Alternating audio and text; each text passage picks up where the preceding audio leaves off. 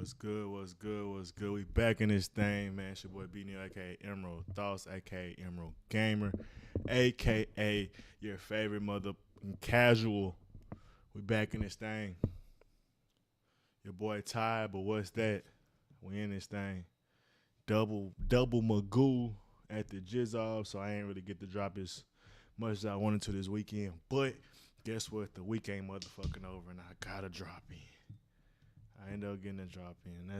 I'm trying to stay as consistent as I can, man, through this transition. But moving 2 jobs and some more shit. But we're gonna stay locked in.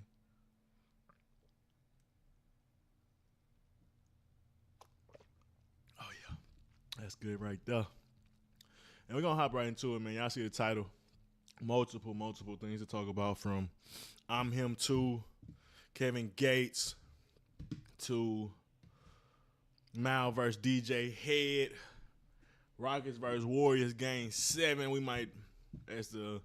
We'll talk about that as this stream winds through the night. It's at 7:30, a couple of hour and a little change away. We won't be here through the whole game. I don't plan on doing a watch party. I'm a little too tired for that, but probably stay at least a half or so and see how that play out. Talk a little bit about that throughout. What else we got? Is Russ the motherfucking GOAT? I ain't talking about no Russell Wilson. I ain't talking about, I'm trying to think of some other Russ. I ain't talking about no Russell Simmons. I ain't talking about no Bill Russell. I ain't talking about no D'Angelo Russell. We're talking about the MVP, Mr. Triple Double, Russell goddamn Westbrook. Is he the GOAT? And when I ask that question, we got one. It's only one thing it's pertaining to, but it's always fun to troll a little bit. But we're gonna get into this I'm Him too. Get this party started, a little excitement, a little vibes. And honestly, accidentally typing I'm Him. Just go through that real quick. I'm Him, KeviN Gates, and not listen to it, but just look at the track list. And this was my last favorite project from Gates. Crazy reflection, crazy hooks, crazy bars. It's just crazy vibes, and I think he's really good at those emotional hooks, those motivational hooks. Like, that's KeviN Gates' bag. Some guys that got other, like, gangster hooks, like Lil Durk. He might be the GOAT at the drill, the how to master a drill hook. You know what I mean? So with Gates, excuse me, I kind of got hiccups a little bit while I'm talking. With Gates, he's that, like I said, kind of that. I'm going either loneliness kind of hooks. I'm grinded by myself type of hooks, motivational hooks. Like, that's just his bag, and like I say, he cooks that shit up every time, and he delivers. And it's more the same with this new project, I Him Too. But By My Lonely, great song. Bags, like that one a lot. Say It Twice, Walls Talking, Let It Go, Face Down. That Walls Talking is really tremendous. What else we got? I ain't gonna make it. Say it twice. Face Down, Push It. Like I say, great motivational shit. Have You Ever kind of got you thinking relationship shit. Fucking with hoes, that's what I like. That's just turn up shit. Trying to think. Fly Again. This is like what I mean. Just the epitome of why I like a KeviN Gates. I just play this one song. Is him being able to produce this level of production. Him being able to produce this level of mastery in a song, from the bars matching the quality of the song, the bars matching the theme of the song throughout, right? That's fundamental shit, but a lot of artists can't do that. Let's just be real. They can't stay on the same track minded for a whole song. He's good at that. The hooks, feel like hooks are catchy as hell? Yes. Got that too.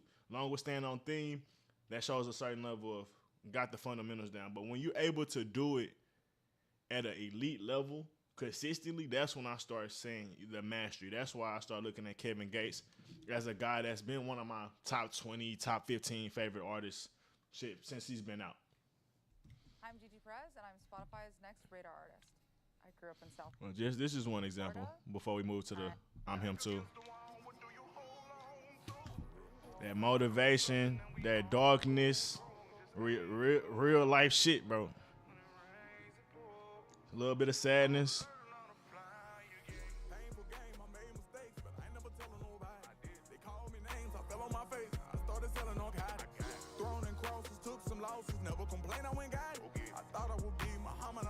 And then like a boxing. Defied the odds when got me a job, but they wasn't paying me proper. Game passed me lots of times. I never hate on nobody. I'm a gangster, I'm harder than Chicago. And they put us in your car load. Lord know my heart, and I got so much love to give. He who tries gotta die. Put on murder gloves for him. Lord know my heart, and I got so much love to give. He who tries gotta die. Put on murder gloves for him. Back against the wall, what do you hold on to? Like I said, that's the type of shit. Like I said, you got a little bit of every type of feel. Like I said, from that motivational, that I know what you're going through, that walking along in the darkness, like all of those vibes, bro. Gates is very good at it. He has his own style of being melodic. He has his own style of being emotional. It's not gonna be the most, he ain't gonna be a vocalist or no shit like that, but he's able to get his pain across and it sounds good, and him not trying to hit no high ass keys or no shit like that. So as much as people shit on Gates or maybe just don't understand why people may like Gates, that's what I'm kind of trying to do here with this conversation. It's like some people, like for instance, this is the reason I like doing this type of shit, bro, because it'll be guys I never listen to, bro, right? And I hear one song from them and it changes my complete perspective on them to a point where I'm like, let me go listen to some more. And then once I'm kind of on their wavelength, I'm like, I fuck with that song. Let me go see if I missed something, right? That curiosity kind of restart fresh off I might have had a opinion about that person before, but this new song kind of like washed all that away of how I felt. Now I'm like, man, that song was kind of hard. Let me go see if I missed something. When I go see if I missed something, I'm already on a more optimistic page. I'm already on a new page. It's like I'm reintroduced to that person in a sense. And yeah, whatever I listened to them before, maybe I was just or unjust in thinking how I thought. But when I get this new package of album, new package of music, I'm like, let me go back and see what they got. Or sometimes it'd be like shit I really don't fuck with, and it'd be all of a sudden a project just come out of nowhere that they create and they kill it, right? That's what I'm trying to do here, because it will be some people that people don't fuck with, bro. But if I can show you their best work and show you why there's a craze out there, or show you why there's people that fucks with them, and give you that perspective, maybe it can help a person, you know, that paddle up to the wave when you about to go surfing. Maybe it can help you approach the music a little better, so when the music actually cuts on, when the wave actually hit, you can ride the wave and actually go through the vibe that the wave is meant to give you, versus sometimes it'd be so impossible for people to catch a wave because they're just so pessimistic towards the artist. But for me, I just know a lot of times I've seen or heard one or two songs, bro, and there'll be an album or whatever that'll just make me want to go back and just completely dive into the music. And I think that's, like I say, my goal here. I want to show people the songs like Fly Again. I want to show people the songs like Push It. I want to show songs like Walls Talking. Like, these songs are super deep, and especially if you're going through something, you're going to really feel it. But even if you're not going through something, I feel like these songs are so real, so deep, so put together well, that you could still catch the vibe and understand why other people are fucking with them. Because a lot of people don't understand why Case is even a thing, which is honestly insane. What the fuck is that, a horsefly? God damn, that bitch big as fuck. This is another example. I said I wasn't going to go through this, but these songs are just so great, bro.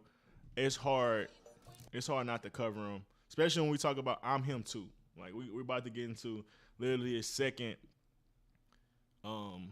project that's based on this initial. And I think a lot of this project, him getting out of jail, him going through a couple relationship problems and shit like that, he was able to spill all of that out on this project, and it was honestly amazing. Honestly amazing. Really, really good project. Let's see. Let's get to this Walls Talking. Hey, I cut this song on. We was working one day. Niggas told me to cut it off. He like, I ain't trying that shit. Because it's like, it was so deep. It was a dude that in and out of jail. Motherfucker be spazzing at work on the cook line. And it was one day, he don't never mind what I play. Literally, I can play anything. I played that Walls Talking. Like, hey, man, you got to cut that off. You're like, I ain't trying to think like that right now. It's too deep. Especially for somebody really going through that shit. Sometimes it's painful to relive the past. Sometimes you gotta relive the past in order to heal from it. I just thought Rich would be rich. I'm him. I'm a prisoner in my own mind. I feel like the walls talking to me. I didn't even know he had a video for this. I ain't trying to watch the whole thing. Prisoner in my own mind. I feel like the walls talking to me. I feel like the walls talking to me. I'm a prisoner in my own mind. I feel like the walls talking to me. I feel like the walls talking to me. I'm a prisoner in my own mind. I feel like the walls talking to me. I feel like the walls. Like I say, this is mastery because you gotta think how I think. Or you don't gotta think how I think, but this is how I think. I hear KeviN Gates in this song. I reverse engineer it. It's like he came up, or he had thoughts going through his head to a point where he formulated a message and a hook around some shit he's actually going through, bro. And it was actually like it was a bit, pretty much. He worked out a bit. Like you come up with it, bro. These voices in my head, for whatever he ended up saying, walls talking. Now he just started theming out like, all right, how can I add a verse to this? How can I make this hook stronger? And how it just initially started from a thought of actually going through some shit. So for me, when I hear these songs, bro, I just hear mastery. I hear mastery for a guy to be able to have a bit that he works on and curates to a point where it could be a song just as good as this, or even like a joke. Cause I'm getting the word bit from like when dudes use jokes. They start off with an initial thing. It might have been one funny saying, like one funny word or one funny thing that somebody did, and it sparks a whole idea of brainstorming to get you to get through a full conversation or a full joke or a full song. And for me, I think being able to put that in a song, it's like medicine. Like, and the fact that you could be pharmaceutical, because like, bro, this is real shit. This shit help people get through shit, bro. For you to be a pharmacy of healing, need I say more? But I'll be right back.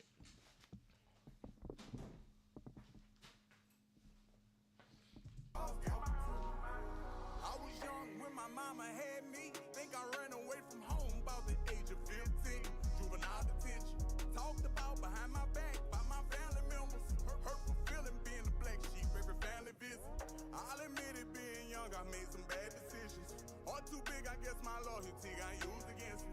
Learn to focus on myself, now I got tunnel vision. Kicked in my ass when I was down and went through hell to get back home. I've been on lockdown and I've been upstate. There's been a few homes holding the block down, moving this way. Never spoke on this. They say that I murdered my best friend. It was just business, it wasn't personal. You know how the world is in my own mind. I feel like the walls talking to me.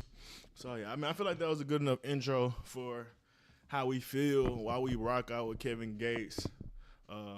Where I'm Him Too actually is inspired from. I think that's huge. So I think it's important to cover as far as the lore of the KeviN Gates in this project. 11-song project. And I honestly don't think there's any misses. Not going to call it a classic, but KeviN Gates didn't miss. And I think this is just Kevin being his bag and just a guy that's just, I'm trying to think of a guy on the court, bro. It's just like he comfortable getting to his spots. Is he a superstar? Is he an up-and-coming prospect that's going to be taking over the league in the future? You maybe not. He's past all of that, right? He's just a hard-nosed vet, bro, that know how to get to his spots, bro. Can't stop him. He still can give you 30. Still give you 25 any given night. Jordan Crawford late in this game. I mean, you could say Russ right now or Kawhi right now. Curry right now. It's like, no, he's not going to carry the league, and everyone thinks he's undoubtedly the best player in the league, but they're going to have some great nights. Nigga still will cook you.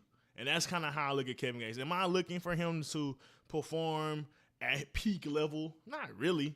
But if he gets anything close to that, I mean, it's impressive. Year 17. I'm thinking about basketball, but it's impressive when you see guys year 16, 17 in, and the equivalent for rap, bro. Like a guy rapping for, I'm brainstorming, but trying to get real shit. I want to say 7 years, more than 7 years is when you start getting the hard-nosed vets, and there's not a lot of dudes that's out there just going 7 years strong.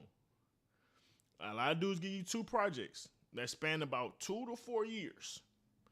maybe sometimes give you 3 projects where it's like they really on the run, but after about 7 to 8, 9 years, boys start wrapping up them careers. Unless you of a different ilk, historically. Now, these new age dudes is a little different, but that's why I said with KeviN Gates, I look at a guy, a vet, year 7, year 8, not expecting the world-changing music, but if he get into his spots and his shot knocking, the shot going in, I'm expecting to see a good night, and that's what I feel with this project, honestly. Best way to sum it up. First song, Therapy Session. Like I said, once again, for people that's fans of KeviN Gates, if you didn't understand why we fans of KeviN Gates, a guy that gets into the deep shit along with being turned up, and this is an example of the deep shit.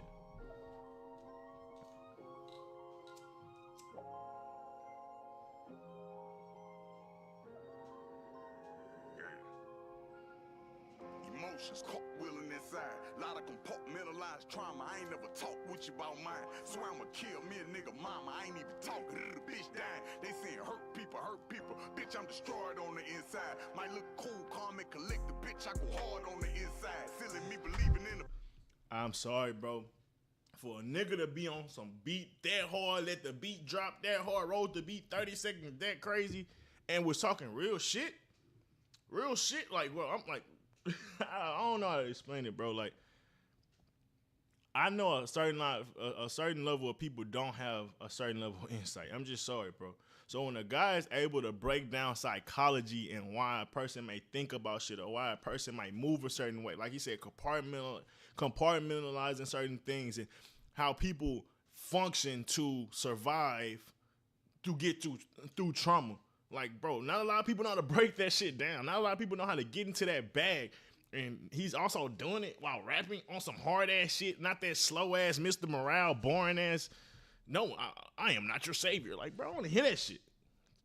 Turn me up while I'm thinking about some shit. And that's how I felt with the Walls talking. It's like, bro, it's some deep shit, but I feel like the Walls talking, but nigga, whether I'm sad or not, nigga, I'm gonna be turned up, bro, regardless. Like, and that shit real to me. I think that's a certain level of that shit's just hard, bro. Like, a lot of times, yeah, you're gonna be sad, bro, but you don't always want to be sad. Like, sometimes you want to be a little aggressive when you sad. Sometimes you want to turn up. Sometimes you want to say fuck it. And when you can get some trap beats behind some pain, bro, that shit hit different, bro. I'm sorry. Instead of that, the message gonna be sad, the beat gonna be sad, the vibe, everything about it gonna be sad. It's like, I get it, it's cool, I see where you're going with it, but it's like, all right, like, it ain't that creative. We just gonna throw a bunch of sadness at a nigga and want him to feel that. It's like, cool, bro, but let's just run this back, bro. I said all that from a 30-second clip, bro. We gonna be here all day. But it was tough, bro. Intro of the album, that shit was tough, bro. Just listen, bro. Looking at his old self, bro. This shit's so tough, bro. Shit's so tough, bro. Emotions caught wheeling inside. Lot of compartmentalized trauma. I ain't never talked with you about mine. So I'ma kill me a nigga mama. I ain't even talking to the bitch dying. They saying hurt people, hurt people. Bitch, I'm destroyed on the inside. Might look cool, calm and collected. Bitch, I go hard on the inside. Feeling me believing in a bitch, nigga. These niggas fraud on the inside. Put some more. I love that boy. I might look cool, calm, and collected, but I go hard on the inside. Yeah, on the outside, bro, you see me chilling. You see me staying cool. You see me staying macho, whatever you want to say it. You see me staying confident. But on the inside, I'm tearing myself down. I'm building myself up. I'm criticizing myself. I'm working through what I may deem insecurity. I'm questioning all those things, and I'm really trying to get down to how to make the better self me. But with all that going through my head, and always trying to be fair, treat people right, not just win an argument just because it feels good to win an argument. Actually trying to get to a point of understanding that type of shit.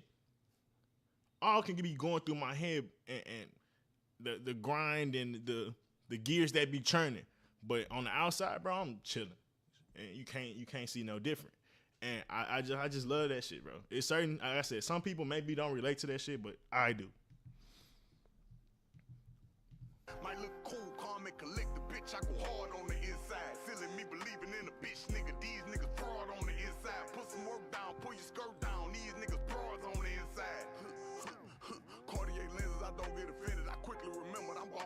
about it. Shit sentimental, no sense in pretending I'm no longer rocking my Cartier watch. Cartier water, my Tiffany diamonds. Now I don't even like the name that go with it. Before I go shopping or doing the copping, I want a nigga brain to go with it. Big Luca Bryce here, big trending topic. I put that on my that I'ma get rich. You know that it's floating. I'm standing on business. I get in their face and I hand them a 50. You know I'm on 10 when I stand in the trenches. Internet, I keep a positive image. In the vicinity, I'm in attendance. You get in my presence, you know that it's tension. Yeah, rapping, Gates could rap his ass off, so I try to, I don't know. I gloss over the bars sometimes when I do these things because it's like, what said don't need to, some shit don't need to be explained. And if you can't hear the nigga rapping, you just don't know rap. And I don't feel like sitting down to talk to niggas that's like preschool understanding of rap. Now, when it comes to some of the psychologies and the feelings and interpretations of what an artist may give me, that's what I like to break down because sometimes I feel like that could be subjective. That sometimes could be how I react to certain music is reflective of like what I've been through. So that's some shit that could be, breaking down. And I think it's important to break it down because these dudes do create shit to help us. These dudes do create shit so we can listen to it and have our own feelings and reactions to it. So I feel like that's sometimes more appropriate to stick on because a lot of people, like I said, shit on KeviN Gates, why people listen to him, or he's watched and shit like that. So it's like, well, if you think he can't rap, then I don't even want to talk to you. If you think he don't talk about nothing, then we might can get into a conversation. If you think he can't make hooks, then we might could get into a conversation. But the rapping shit, I can't. Sometimes I just be like, well, what are we doing here? Care whole ass niggas helping broke ass hoes wasn't even work. Be speaking on me, keep my name out your dick sucker. Get off the gram and commit you a murder. No, you ain't never been off in no gangster shit. Back up and ranking, I'm back on my purpose. When I was with y'all, I was going in circles. You hang with a clown, you a part of the circus. I figured it out. I got back in my bed, yellow caliber, matching a Rari convertible. Hold up, yeah. I might have went over your head. I push a button and all of a sudden the ceiling go over my head. You still live at home with your mother, ho, go to the and nothing but gates. I'm up and rank, you really get active. Yeah, I'm brave when I'm big. I like this one. Yeah, Lingo hopped on. Lingo actually had a good verse too. Let's move on now. I'm trying not to listen to the whole song. Just glimpses. Y'all go tune in, man. Say now, commission pilot, bring me in front the board for this one. Big brother gonna be mad. Major League. Puerto Rico, gangland. Just in the eye, let them tell them, please don't be mad. Took what I had, left me for dead as if I had to be finished. Wow. Came back with a Bentley, cocaine Bentley, Emerald Cup platinum my dentures. Wow. Your diamonds twinkle, if it don't glisten, you did not get it from me. Top drop, red interior, yellow caliber, turbo S edition. Arts back, whop that ass, bust it open. Flat footed, lean forward, poke it out and throw it. Left cheek, right cheek, slowly bending over. Had a stressful day today, don't wanna focus on it. Bay you some little motivation, captivate my focus. Arch your back, look back at me, get up in there with it. Left cheek, right cheek, slowly bending over. Had a stressful. This one a little just female vibe, talking to the girls, and Gates do that a lot. Honestly, he's pretty good at that. With my jewelry glistening. Shout out Ox Uptown, busy, booby, black and menace. Quiet as kept, they say I'm Emilio, control the district. Who want them chickens? Grab a flock, you get a lower ticket. Salute, Sassy, what's good? Hit my trap girl, 4 words, come and get it. Oh, what's up? What's good? What's good? Flat footed, lean forward, poke it out and throw it. Left cheek, right cheek, slowly bending over. Had a stressful day today, don't wanna focus on it. Bay you some little motivation, captivate my focus. Arch your back, look back at me, get up in there with it. Secret compartments, 10 apartments. This one cool. I give it like a 6.5, 7. Like I said, it's just him getting to his spots. He do this female shit, little dance, little vibe, little just like I said, getting lit, pre-gaming type shit. I feel like little vibes. Critics everywhere are calling.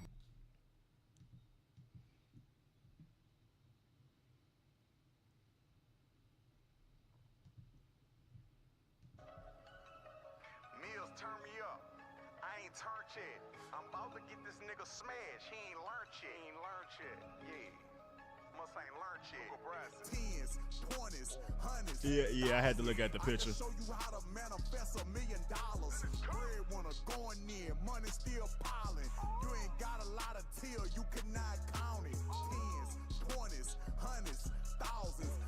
show you how to manifest $1 million. Breadwinner going in, money still piling. You ain't got a lot of till, you cannot count. I'm talking about that one song. Yeah, it's about it. Yeah, I give it like a 6. Gates, yeah, I go back and forth listening to Gates. It's honestly, I've been listening to I'm Him too, and he just dropped another project like last year, I think. Both of them has been pretty good though. I'm tripping.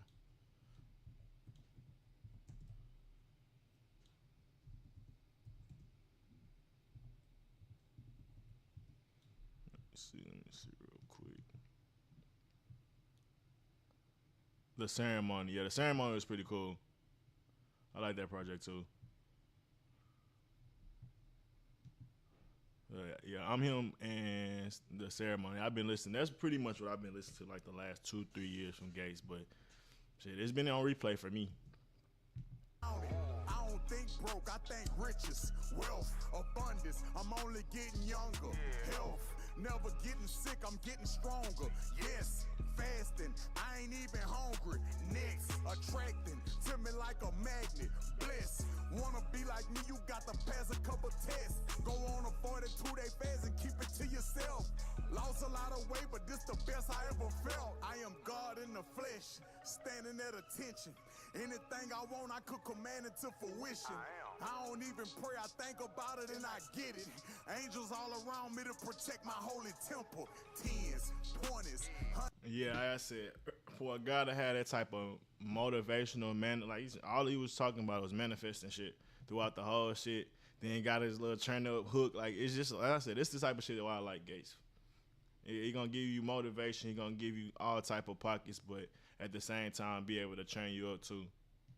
Thousands, I can show you how to manifest $1 million. Breadwinner going in, money still piling. You ain't got a lot of till, you cannot count it. I don't think broke, I think riches, wealth, abundance. I'm only getting younger. Health, never getting sick, I'm getting stronger. Yes, fasting, I ain't even hungry. Next, attracting to me. Yeah, I mean, he just talking shit. He talking that shit to me. That's just I'm a spiritual person, so that right up my alley. 20s, 100s, thousands. I can show you how to order. Been retarded, I've been standing on my pivot. I'm about to take the throne. Everybody around me feel it. I cannot be distracted by you. All they rap about is spinning. All they rap about is switches. But they won't tell you they can't go nowhere without security. Operating out of fear. You done made yourself a big. Committing crimes against the universe. You made yourself a prison. All my soldiers follow orders. When I talk, they pay attention. All praise be to Allah. I'm protected, I bear witness. I see death from time to time, but I don't never do no flinching. I am free. I am me. I am he. I'm the one who parked the car, hop out on feet. I do that on any streams. 20s, 100s. Yeah, that's real. That's hilarious. She chilling. She big chilling. I was like, wait, what? Yeah, nah, she chilling. Going in, money still piling. You ain't got a lot of till, you cannot count it. 10s, 20s, 100s, thousands. I can show you how to manifest $1 million. She sleep. Going in, money still piling. You ain't got a lot of till, you cannot count it. Yeah, it's like I said, he was talking multiple different manifesting type of bars, and I said, if you don't like that type of energy, I don't get it, because it's other guys that may do it and people will love it. People will say it's the greatest thing since sliced bread. So for me, like I said, I'm going to give flowers to the people that deserve it, whether it's popular to do it or not. But I think that's what I said a couple of these last music reactions I done. I think it was the Lil Baby one. People judge artists based on popularity and where they're at in the class. Do people deem them lame right now? Do people deem them washed? Do people think they the hottest shit? And that's how people go about judging projects and go about judging what these artists be doing. Like it's so plain and simple to see, bro. So yeah, the Manifest song, I like it. I give it like a 7.5. Being able to stay to a theme, decent turn up hook. I give like the first therapy session, I get it like an 8.5, 9. This song right here, I love it. This is why I say I fuck with Gates. I think this is the high quality, level of production that he's been doing consistently throughout his whole career.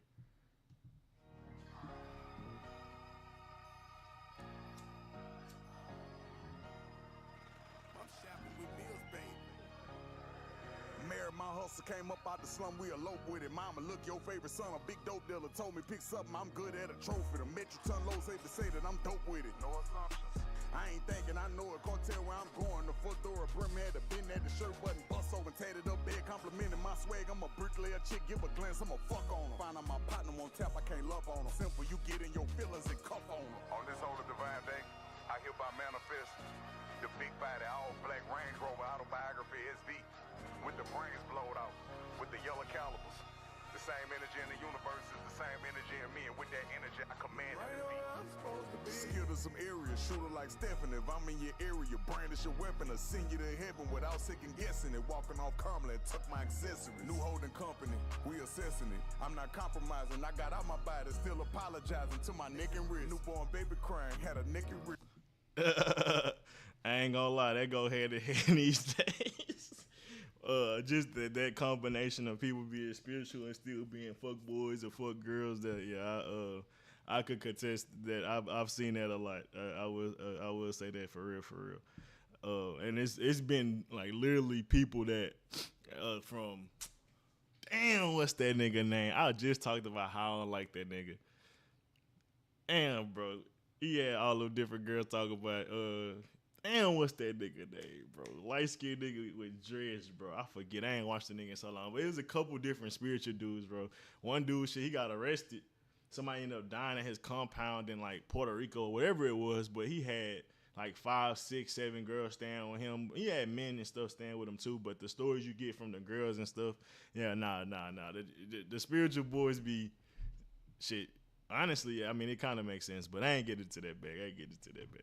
But yeah, you're right. KeviN Gates can't be a contradiction, but at the same time, I think we all are. If we really look down at within ourselves, we all have done some contradictory things or have contradictory beliefs in ourselves that we always trying to work throughout. I just think that's just how life is. So for KeviN, it's definitely apparent, but I also think that's what gives him certain insight because he's aware, and I think I was talking to a dude earlier, and this I wrap it up. Being able to be comfortable when you're sad, be comfortable when you aggressive or going through certain shit, and not just always trying to fake the positivity. Like Gates would get negative. Gates would go be he could be extremely dark essentially, and him going through that phase of life helped him have certain wisdom. So that's and I guess that's the thing too. A lot of people that have wisdom be the most contradictory people because they went through so much flawed shit. And some people, whether they change their life or haven't, they could give you guidance on how you should live your life, even though they're not living by them same standards and rules. And it's because they went through it. They just ain't did enough to change it or won't ever do enough work to change themselves. Because it's hard work, to be real. It's a lot of self-work that people won't get done in one lifetime. So for a lot of people that I've seen give intellect and wisdom, yeah, they can be contradictory. And it's kind of talking, it kind of goes into how they could be multiple versions of themselves and be comfortable in them versions and what those paths took them down. Like Gates and been a thug, Gates and been a Muslim, Gates and been all these different things. And through the music, you hear it throughout. But at that same time, like those different paths them all took them down through different lessons and things like that. Some people can hold it together a lot better. Because I think all people are multidimensional is what I'm saying, but and some people kind of bounce in between where it's like they're polar opposites. Like one day they're this version of themselves, the next day or months from now they're a whole different version. It's like they don't keep it as consistent, and maybe that could be like a guy like Gates or a Kanye or something. I think Kanye is like a great example of that. Versus like a guy like J. Cole, he's multidimensional, but he keeps it all together to a point where it's hard to like really, I guess, nitpick or judge. But that's just my like it was a good point. I liked you saying that he's contradictory because I think that's a big part of Gates and a lot of rappers in general. Like, but that's I think why we also love rap. It's like you could be all this, you could be a bunch of different things, bro, and we don't judge you. Like Until I guess modern hip hop, but that's a different story. Ice on my fingers and both of my wrists is my emerald cup pendant. Don't know what neglection is. Babysit bricks trying to take out my children. The CPS come, but they know what protection is. Secret compartment, don't know what my weapon is. Woo, shout out my Mexican. Woo, I'm in the transport package land. Turn where I stand to a dance floor. She think it's cute, love the way I be moving. Feeling real groovy, don't know how to dance though. We out in public. And look at it. Even this the picture in itself. You could say he's looking at his past. You could say he's looking at his internal self. Like, it just depends on what the idea of this image is. But in one version of himself is the gangster, and the other version of himself is like the guy that's built up, ultra successful, in shape. Like, he looks super more fit than the guy over here. He look like the old thuggin' Gates that was in jail. So it's like, is that still? If you looking in the mirror, you looking at yourself. So that's still him, even though he's this successful guy. Or you could say he's looking in the past and just reflecting. So it's multiple different. It's art. There's always a million ways to look at shit. So yeah, I appreciate you said that, because it honestly even bring up to what a point he might have been trying to make throughout this project. Honestly. When we finish eating, we interlock fingers. She can't let my hands go. This not a grill. I can floss in between them. My diamonds be twinkling whenever I'm speaking. I'm a big eagle. They peep my demeanor without even thinking. She loving my swag though. Babe, shout out to old nigga. He did not want her to grow big. Mama, your favorite son don't do no tripping. Babe, this my mama, this babe. Your favorite son a big dope dealer. Say you want grandbabies, I'm about to make you some. Take her home, baby, and dope dealer. Babe, you that thing, and I'm that thing. We about to. Yeah, just good hook, clever writing, talking that Gates type shit, man. I love that song, honestly. Well, that was one of my favorite songs on the project.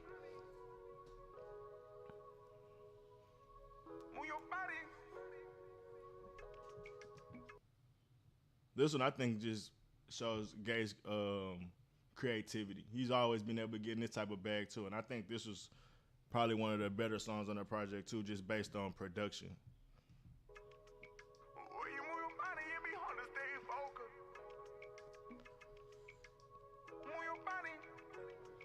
They call me Luca Brasi. Yes, Lord. Bitch, I'm a big gangster, and mommy, you a hottie. You know I'm on my body. And I can tell you on me the way that you be watching. I know you see me watching. Babe, you look exotic. I either sin on bother, but you too undecided. Your friends all hate saying you should stay away. And I'm a player, I got options. So untrue, not all they want you. Don't be indecisive. I can tell you really into me. I'm someone you can vibe with. Loving our chemistry, I know you wanna try it. Feeling my little energy, and you cannot deny it. The way we live together, baby, we're a trending topic. Real wanna fly shit, turn you into my bitch. High off life, I can't stay sober. Way you move your body, it be hard to stay focused. I'm pressure, it's no pressure. Wanna go shopping, it's no pressure, love. I'm pressure, it's no pressure. Want it, I copy, know that I'm pressure. Yeah, and I feel like a lot of dudes, I say this still to this day, a lot of dudes struggle with hooks, and a lot of dudes struggle with that aspect of writing. So, like I said, for a guy like Gates, a vet, he could, bro, he could. How am I trying to word this? He got hooks to throw away, bro. Like he could just come up with hooks effortlessly at this point, bro. Like that's something that he was always good at, bro, and it's something that he worked on and crafted to a point where you really can't even question it, if you ask me, bro. But man, I think some of these newer age artists, they struggle with it, and I think obviously hooks is one of the most important aspects of making music, especially mainstream. But I digress. You know that I'm pressured up. You know that I'm pressured up. Know that I'm pressured up. Know that I'm pressured up. Know that I'm pressured up. Know that I'm pressured up. To the sex scenes. Babe, you sexy. Messing up the bed, left it soaking like a jet. I would assume he probably do both, honestly, but you never know. This project and the last couple projects I heard, I would assume he's writing to some degree, especially some of the deeper songs. Like a song like, I think it was Big Brother. That's a song I could probably see like he was on some freestyle type vibe. There's another song later in this project I feel that way too, but songs like this maybe, and a couple of like that right where I'm supposed to be. I feel like that's some stuff you might sit down and actually take time to figure out. Obviously that intro too for me, therapy session, manifest maybe could have been a low key little freestyle, but a little mixed of both. But you never know with because Jay-Z, it's like, are you freestyling or are you just writing it all in your head? It's like the same with Jay, Wayne's like. They don't put it on paper, but they build everything in their head, and then they put it out there. So it's like, I don't know. It's tough to call it with these artists these days. They too creative. They could literally do both, and it sound good either way they do it. Know that I'm about to dick you down, let go. Throwing dick all in your stomach when you sounding up. Beat that pussy up, babe. You like that? Fine roid, I might. All right, we're gonna move on though. I'm gonna be honest. What is black ice? As much as it feel good to communicate with that big brother. Yeah. This one that's on replay. I like this one a lot. That shit hurt even more. Like way more than that. I ain't never loved. Like I probably never love again. My life is fucked up now. It never be the same. I accept it how it come. A lot of flaws, hard scarred. Say I dodged the bullet, nothing's fair in love and war. Both sides suffer great loss. If you reading this, fight for love at all costs. You die coward when you don't follow your heart. Sunshine, it still feel like a rainy day. And I know you feel the same way. And I know you feel the same way. Found nothing that could take this pain. Just like I say, once again, being able to just make a hook and just do his thing on them things, bro. Like that's tough. That's tough for me. Like I think that was honestly just beyond what a lot of dudes are doing today. I'm kind of thinking while I'm talking, but it's beyond what a lot of guys are doing right now. Honestly, to be able to have a hook that deep, bro, I don't really have to play nothing else. I don't have to play nothing else on the song. If you don't think that song hard, like, cause it don't get no, like, it just get better, honestly. Like, so just to be able to put that type of intro and hook together, bro, like, it's different. I'm gonna be honest. What is black ice? As much as it feel good to communicate with that big brother. But I guess some people too, like, they don't be really connecting to dark shit. They be like, I don't want to listen to that. They'd rather read a book or I don't know. But for me, I like dark humor, like dark music, like dark conversation, all type of shit, bro. So this relates to me. I like talking about the things that go on throughout society. I like talking about inner relationship, like dynamics and shit like that. Like, so when I hear Gates speak certain ways, it's reflective of a lot of ways and the things that I relate to. So I guess that's kind of why I be thinking a lot of shit so hard too. But I feel like even if you're not even on that same path that I said, it's hard to deny how good this was. I'm gonna be honest. What is black ice? As much as it feel good to communicate with that big brother, that shit hurt even more. Like way more than that. I ain't never loved. Like I probably never love again. My life is fucked up now. It never be the same. I accept it how it come. A lot of flaws, hard scarred. Say I dodged the bullet, nothing's fair in love and war. Both sides suffer great loss. If you reading this, fight for love at all costs. You die coward when you don't follow your heart. Sunshine, it still feel like a rainy day. I know you feel the same way. I know you feel the same way. Found nothing that could take this pain away. I know you feel the same way. I know you feel the same way.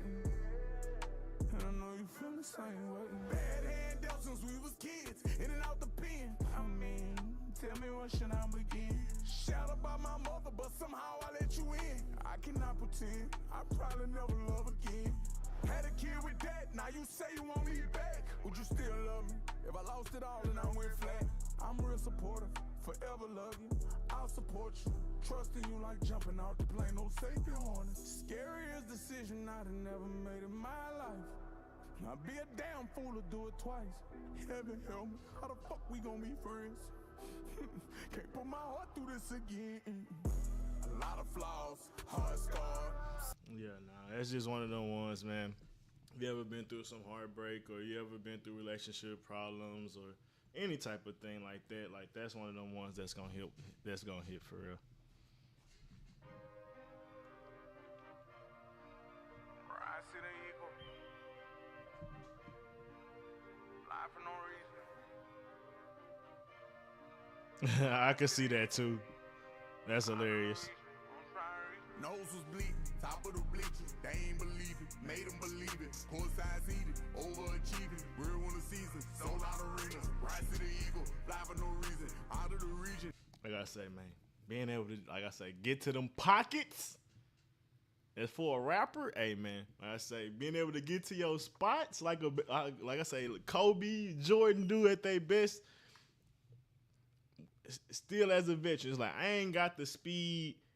I ain't got the energy, but you ain't gonna stop me from getting in my spot. And once I get to my spot, I'm 60, 70% from the field right there.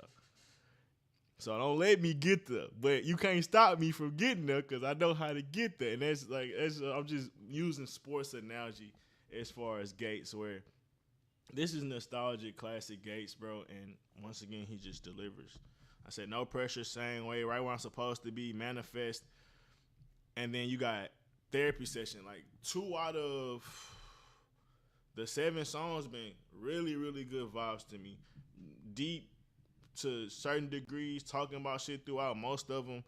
Like 11 song project. I think this was a really good project, concise, just like I Him, the first one. And that's why I wanted to go over this project, because Gates got to be giving his flowers, bro.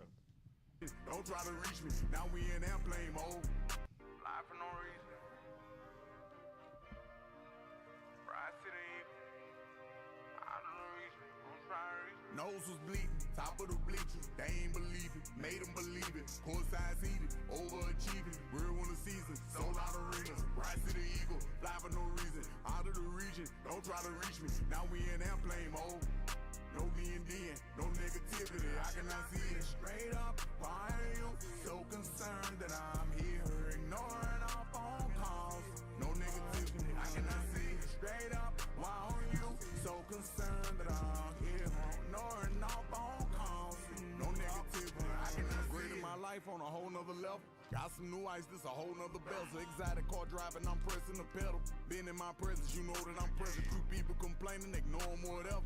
Bottom fell out and I held it together. They doubted me, I got they weather together. I'm proud of me, I'm doing better than ever. Overseas visiting, business trip winning. I'm big manifesting, consecutive blessing. Don't seek my opinion, make your own suggestions. I'm trusting myself, it ain't no second guessing. Believe in myself, it ain't nothing to question. This feeling I feel, I admit it's refreshing. The front cover, GQ, I'm happy. Bro, he's talking that shit, bro.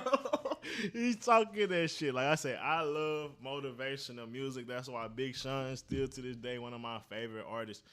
KeviN Gates, bro, he's been that. He's been that, bro. When you talk about talking that shit on some big boss, like how for a reason I know D-Friend love Rick Ross. How Rick Ross get that luxury motivation. Gates give it from that thug street. I'm a street spiritual. I'm a street knowledgeable. I'm a street linguic. Like I'm street, but I can still speak to anybody, or I can speak with anybody. I can have a conversation with anybody in any room. But at that same time, like I say, they're similar to the picture. Similar to the picture. The thug gonna always be in you. But at that same time, like I say, how he's grown and how he delivers his motivational messages based on that perspective and that pocket. It's tough, bro. And for me, it's super relatable. out and I held it together. They doubted me, I got they weather together. I'm proud of me, I'm doing better than ever. Overseas visiting, business trip winning. I'm big manifesting, consecutive blessing. Don't seek my opinion, make your own suggestions. I'm trusting myself, it ain't no second guessing. Believe in myself, it ain't nothing to question. This feeling I feel, I admit it's refreshing. A front cover, GQ, a magazine ready. Man, Met Gala, step out, they tell me I'm nose was bleeding. Top of the bleachers, they ain't believe it. Made them believe it. Poor side seated, overachieving. Real one of season, sold out arenas. Bright City Eagle, fly for no reason. Out of the region, don't try to reach me. Now we in airplane mode. No D&D, no negativity. I cannot see it straight up. Why ain't you? Yeah, no, I think that's so tough. Clip for the ride and I'm flying back. I ain't pack a bag, I get fly when a nigga land. Super bad bitch gotta translate what she saying. If you ain't from Morocco, it'd be difficult to understand. I just spent another half a ticket on my other hand. $1.5 billion deal finna have. Married to the hustle, ain't no slowing down. Hit the gas dispenser in my own strain, roll it up. Hit the gas. Top of the bleachers, they ain't believe it. Made them believe it. Pull side. Nah, he was flowing. Let me see if I missed something because he was cooking on that first. So concerned that I'm here, ignoring all phone calls. No negativity. I can the Almighty God, he put Cartier frames on me. Block all the hatred when they throwing shade on me. Stay down, I came up, I'm having my way on them. Chances make champions, Edo, you stay home. Me and John Richard Mills with the image. Blew a bag 2024, color them match a pair of Cuban links. Emerald cut, lot of cash. Having that 992 Porsche, Turbo S, driving fast. Big dog, clip for the ride, and I'm flying back. I ain't pack a bag, I get fly when a nigga land. Super bad bitch, gotta translate what she saying. If you ain't from Morocco, it'd be difficult to understand. I just spent another half a ticket on my other hand. $1.5 billion deal finna have. Married to the hustle, ain't no slowing down. Hit the gas dispenser in my own strain, roll it up. Hit the gas. Top of the bleachers, they ain't believe it. Made them believe it. Poor side seated, over. Hey, man, that's what I'm here to do. That's what I'm here to do, man. I'm just trying to show guys, like, don't sleep. Don't sleep. Whoever, a lot of times I be putting the artists out that I be reacting to, like the Tory Project or the Lil Baby. Like, I'm trying to think. I react to a couple other, maybe like one or two other people, but just really high quality music. And a lot of people, they not really big fans of the people that I'm rocking with. At least this year, it just seems that so happen to be. But yeah, like I said, I love to put people on because it's a lot out here that could be missed. And I love when people put me on. It's certain artists, bro. It's like, I'm glad I ran into them because I wouldn't have ran into them unless I met certain people or certain, like, shit. Red Life Raj, never heard of him. Probably would have never seen any of his stuff. You know what? I'm relating to some Red Life Raj shit next stream. We're gonna just some old shit, some new shit. We're gonna react to him. But he had a video similar to like where they got the microphone down, that come down or whatever. And I heard that shit. That shit was so fucking fire. Been listening to him for 4 or 5 years now, but never heard of him before then. And honestly, if I would have never seen that post, I probably would have never heard of him again because I don't really see nobody talk about him except me because I follow him. And I actually listen to his shit. But once again, this is another high quality song, high quality writing. I think this is super creative. I'm trying to think what other song I feel like. It was the song I think he was singing to the girl a little bit. Was it No Pressure? I can't remember. But this one I think is probably most creative. I think the little guitar riff in the background is super crazy. You know, we never had a fair shake because I was going through the words of the word. My life and everybody was so judgmental, you know what I'm saying? Oh, yeah. I was confused, hard to trust again with all my heart's been through. Been misused, not the one you choose. I fall back from you, heal my wounds, name and face tattoo. And this classic fucking Gates, I think this was on. This might have been he got that. It sound like a one of his freestyles he did on Luca Bryce. When you say was he freestyling out, this was the song I was talking about. This gives me his. I think it was one of them old school. I don't think it was a freestyle, but early one of his first, second, third projects, bro, and the vibe that he was on. But that's the rapping style. The fact that he take that old style of rapping that he used to and now throwing some twisted ass guitar on it, like, I think that's just tough, bro. Can't get that removed. Lesson learned. They been using you and they. Bro, and listen to the verse, bro. Stupid. Not the one you choose. I fall back from you, heal my wounds. Name and face tattoo, can't get that removed. Lesson learned, they been using you and they show gratitude. Progression earned through experience. Awkward avenues, free you born. Let you don't conform. They have attitudes, effective form. Whether They say let you don't conform. They have what did you say? They got some pretty much some crazy attitudes if you don't conform. Like that's just deep shit, bro. I mean, if you're a conformer, you don't understand. That's all I can say. you don't conform. They have attitudes, effective form. Weathered every storm and they still mad at you. Made them feel like their opinion mattered. They threw jabs at you. Now you ready to go jump out the plane without no parachute. Now you ready to go jump out the plane without no parachute. Nah, dead ass. He cooked this whole man. I ain't gonna lie.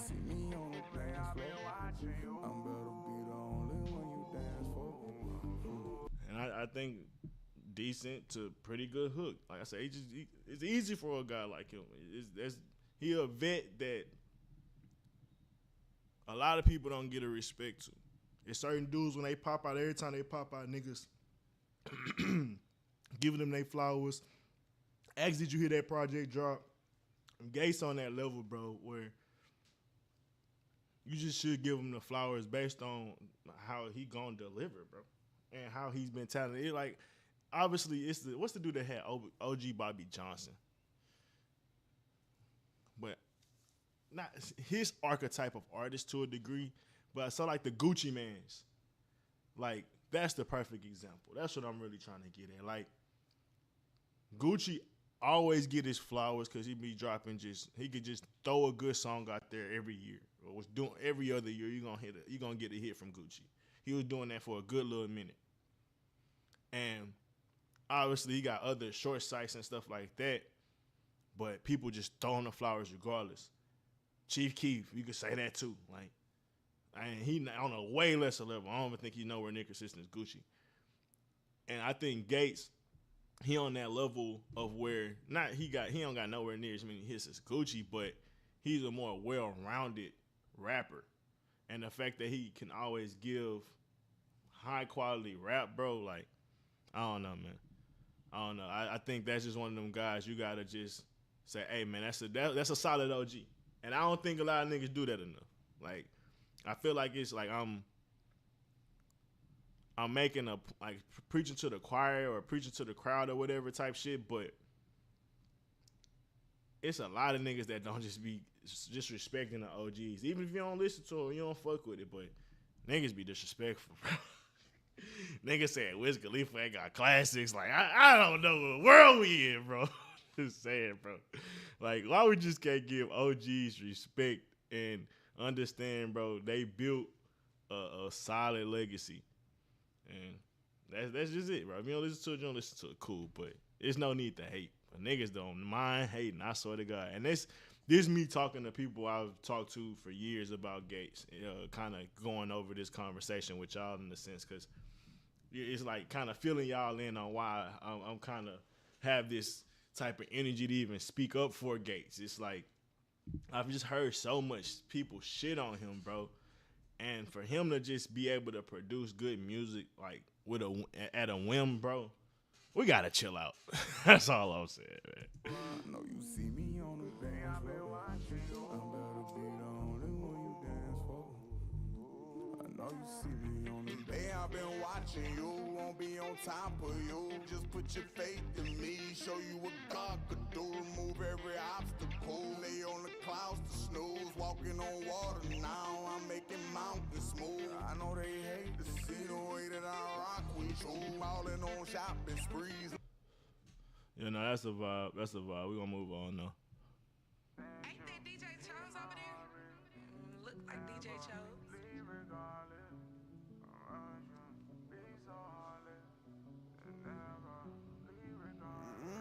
What I look like we're about to buy the count, but you and my hoe used to make that ass clap for me. Showtime in the Apollo.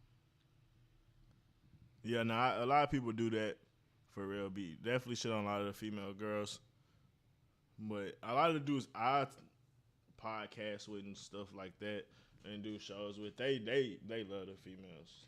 They love the females. They be bigging them up big time. But I definitely know it is a big demographic. But yeah, it's gonna always be like that. For I feel like, especially with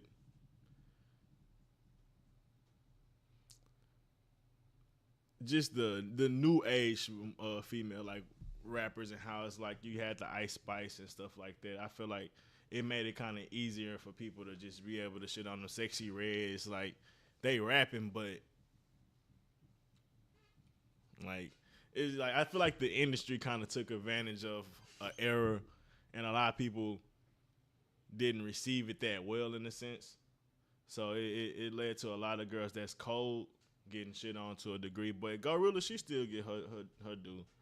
But it's some other ones definitely that be getting slept on. But that's, I think, like I said, I think that's the industry, man, and who they decide to put up before other people, and who they decide to invest in. Need a bricklayer, I sent you across the border from Chicago.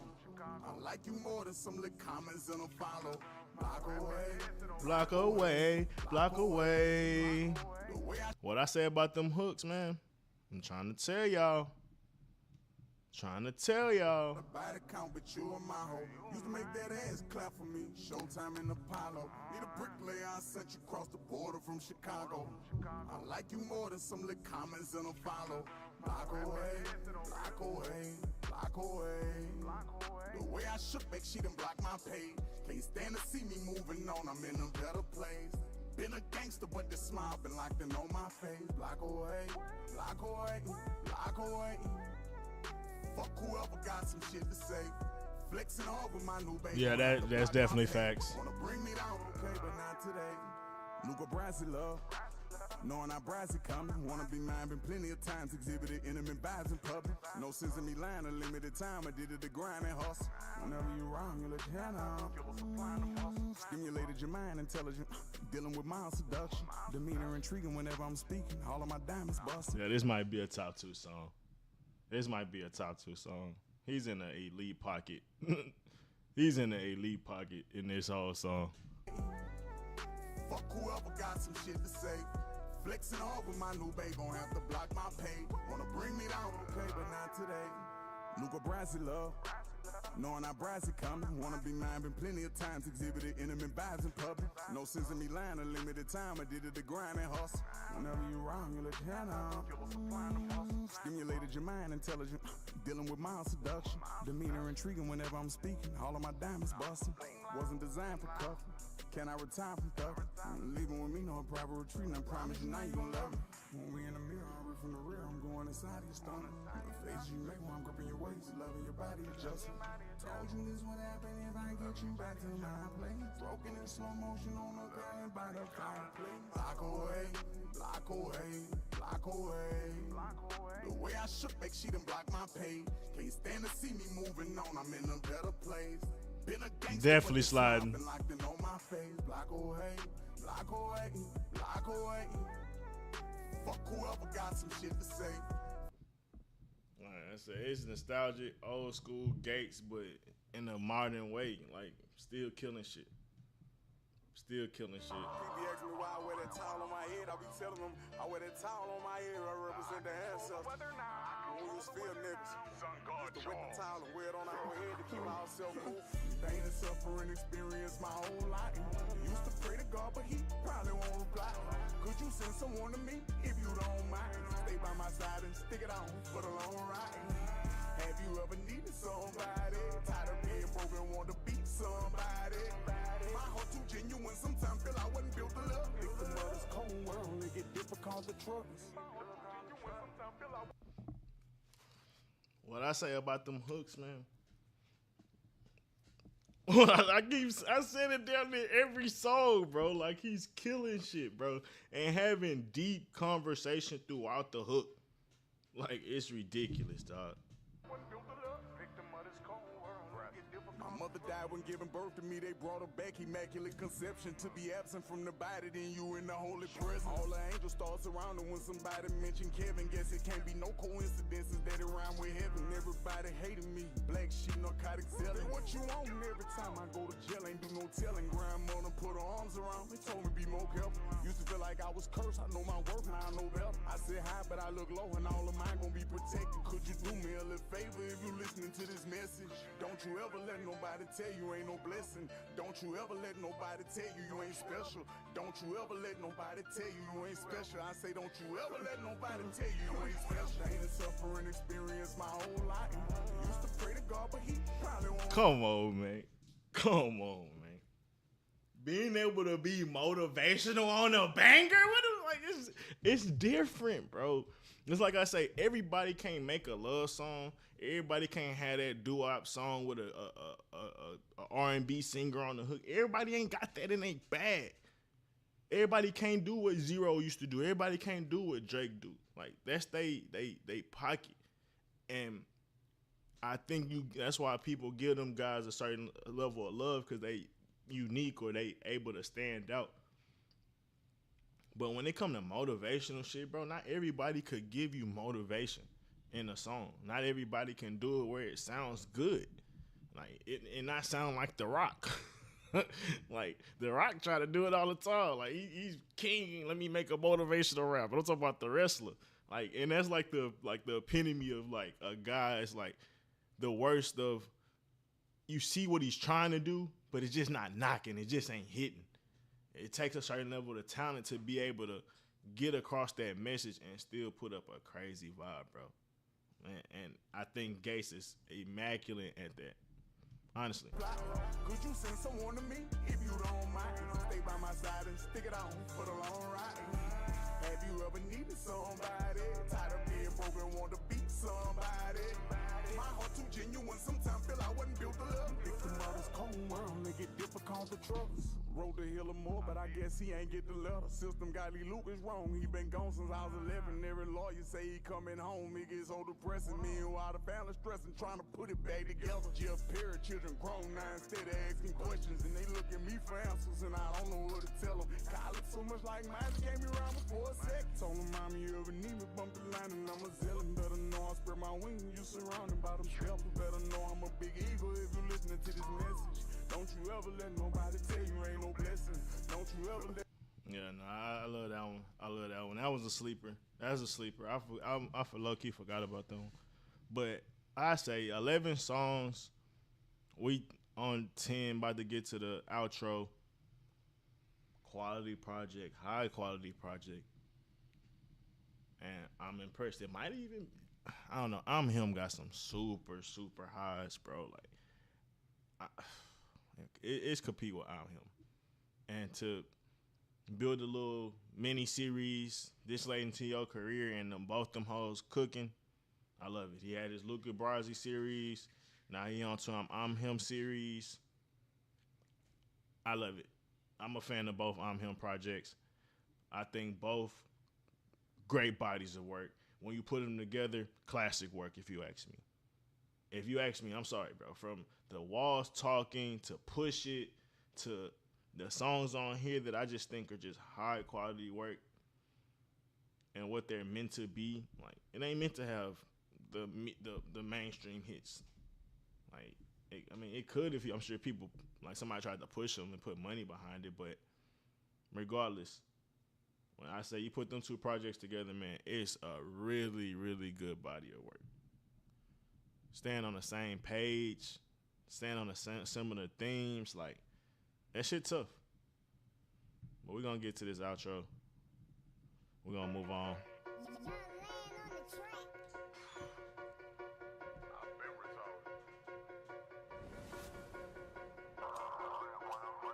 DJ Khaled.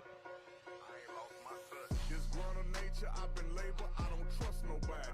Behind the shell, I had got shot, my nigga tried to rob me. Went to the spitter, healed up quickly, but my legs crooked. I stopped by Foots, fetched the book before the feds took him.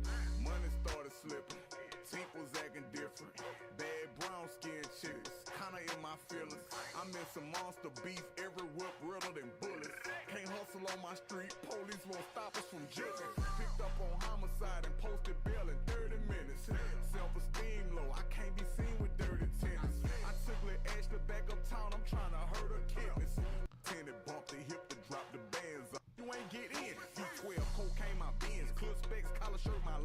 Wait a sec, let me count my ends. Give a shit who is not my friend. Come to think about it on the real, no matter what, gotta stand on 10. A lot of niggas say they gon' kill, but me and you know who gon' kill. Yeah, I like this one. This was one of the, I say, lesser favorites, I should say, on the project. I'll just be honest. I give it out of 11 songs. I say 2 for 9, 9 out of 11 high quality songs. 9 out of 11 high quality songs. Big Brother, for what it is, I like it. Like I said, same with Kiss the Ring. For what it is, I like it. But it's not on the level, like I say, with the hooks. I was just like commending and the message that I was commending. 9 through 11 for sure. 9 out of 11 for sure. But really high quality project. I give it at least an 8.5 for me. And I said, just add to the great year that we've been having in hip hop. I think another great project that we could add to hip hop. But we're gonna get into a couple conversations on Twitter. Had some shit bookmarked.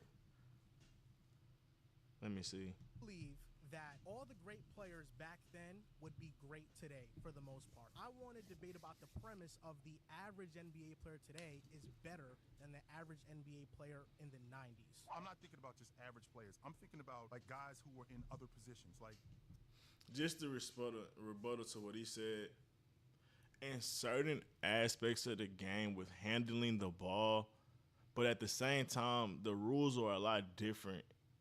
Like, the rules are a lot different. So the skill set that a guy would possess, you really couldn't tween, step back. Like, that would have been called travel back then. It's just how the game was just ruled.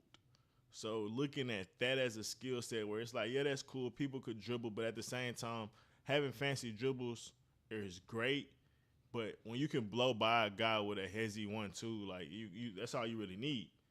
Or pick and roll or whatever it is, like that's all you really need. So it was just, the game was played different. And I think my biggest argument is in the 90s, I think more guys had IQ and awareness of roles and how to play within a team versus a lot of guys now, they're really good at being an individual player. So it's like, I can understand that. But when you talk about the average player, a lot of these guys are not really great role players. A lot of these guys are inconsistent. Like, I would argue it's like it's not really an argue. You can't really say either way in the 90s or now is like significantly better. But when I think with IQ and, like I said, team play, I think you could say the 90s would have it, or other eras before, especially like early 2000s. for example, I think Otis Thorpe would be great in today's game, just as a dirty work guy. He's good in the mid-post. I think he was a great defender. I think he was a great rebounder. And what Isaiah Stewart does for the Detroit Pistons, he could do that for a championship contending team or a playoff team. And on top of doing that, I think he would be even better because I think he was a better offensive player than Isaiah Stewart. There was a dilution in the product back then because starting from 88, they expanded. And up until 95, they expanded to 6 total teams. Sure. You had the Grizzlies, you had the Heat, you had the Hornets, you had the Timberwolves, you had the Raptors, and you had the Timberwolves. All for the most part, half of those teams right now still are bad NBA franchises. So you could only imagine. That's just a stupid statement because a lot of those teams had up and downs. Like the Magic had years where they was contending multiple different times. I don't know some of the other teams he named. So you could only imagine in the 90s, most of them weren't good. Outside of the Magic, none of them had immediate success. I think when you have six, so you could only you had the Timberwolves, you had the Raptors, and you had the Timberwolves expanded. And up until 95, they expanded to 6 total teams. Sure. You had the Grizzlies, you had the Grizzlies had decent teams throughout. I mean, at least in the 2000s. I'm not sure about the 90s. The Heat, I mean, they got championships, been a good organization for years. You had the Hornets. The Hornets, they've been trash since the 2000s. You had the Timberwolves. The Wolves, shit, I mean, they've been hit or miss. You had the Raptors, and you had the Timberwolves. All for the most part, half of those teams right now still are bad NBA franchises. So well, how you trying to make it seem like they've been bad since the 90s and like they've been bad for 20, 30 years straight? And that's just not true. That's how he almost put in that statement. You could only imagine in the 90s, most of them weren't good. Outside of the Magic, none of them had immediate success. I think when you have 6 new NBA teams introduced in an era, you automatically get worse NBA players on those teams. I think right now the NBA desperately needs an expansion because there are too many good NBA players. We see what Quentin Grimes is doing with the 76ers right now. He's averaging 25-plus points per game. Back then in the 90s, you didn't have Quentin Grimes. This nigga said Quentin Grimes, but like he ain't winning nothing, so he ain't really proved nothing. Being able to average that when there's nobody else on the team for real, really demanding the ball, like that's not really a great point to me. And it was a bunch of individual guys that could give you buckets in the 90s. Like that's just a stupid point. Sixers right now, he's averaging 25-plus points per game. Back then in the 90s, you didn't have Quentin Grimes that bounce around teams and can average 20 a night. Number one, the Heat showed up in 88. And Quentin ain't averaging 20 a night on any team. Let's get that nipped in the bud. Win the playoffs 4 years later. They won the Eastern Conference Championship in 97. That's a good franchise. Which is 9 years later. The Minnesota Timberwolves, I'll give you that. The Orlando Magic, we already talked about. Charlotte, who ended up... Joke. Yeah, Charlotte.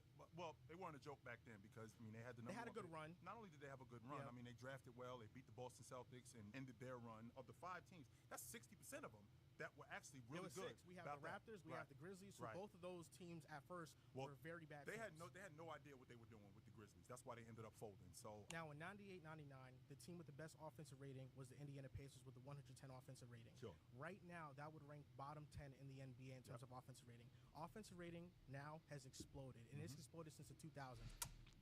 But I would argue it didn't explode because of skill. It exploded because of lack of defense and rules and error. So it just to compare different eras based on that statistic and to try to say that that's a great point to kind of say that, oh, the best back then couldn't even compete like with us now. But it's like, what about the defense? What about matchups? What about other just like, are we playing by their rules or are we playing by our rules? Because they playing our rules and y'all don't play no defense. I'm sure their offensive rating gonna go up at least 20-30%. Like, what are we talking about? I think I might have unbookmarked that. I guess. Oh, hold on, let me see. Yeah, I think I unbookmarked it. Let's move on. To be a coach in a sport that plays 82 regular season games, and he is not built to be a coach in a sport that plays 82 regular season games and then has playoff series. He's simply wound too tight. He stormed out of the press conference before the game. JJ was on ESPN for that year or two, and what really got people charged up about him is that he was getting up there and he was sassing Stephen A. Smith, and he was sass Kendrick Perkins. People that many viewers would love to see get sassed by somebody, let alone this particular guy, right? Now, it's funny because this is a guy that we all, not all, but most of us got introduced to in a context that led to hating him. I actually liked him when he was in college, but a plurality of the population, I would say, hated J.J. Redick. But his game is not being warm and cuddly and likable. His game is being a jerk. It's just a matter of whether or not it's the jerk that you like. That is not a persona that works well as the public face of an NBA franchise. What in this cycle changes? Nothing in this cycle changes.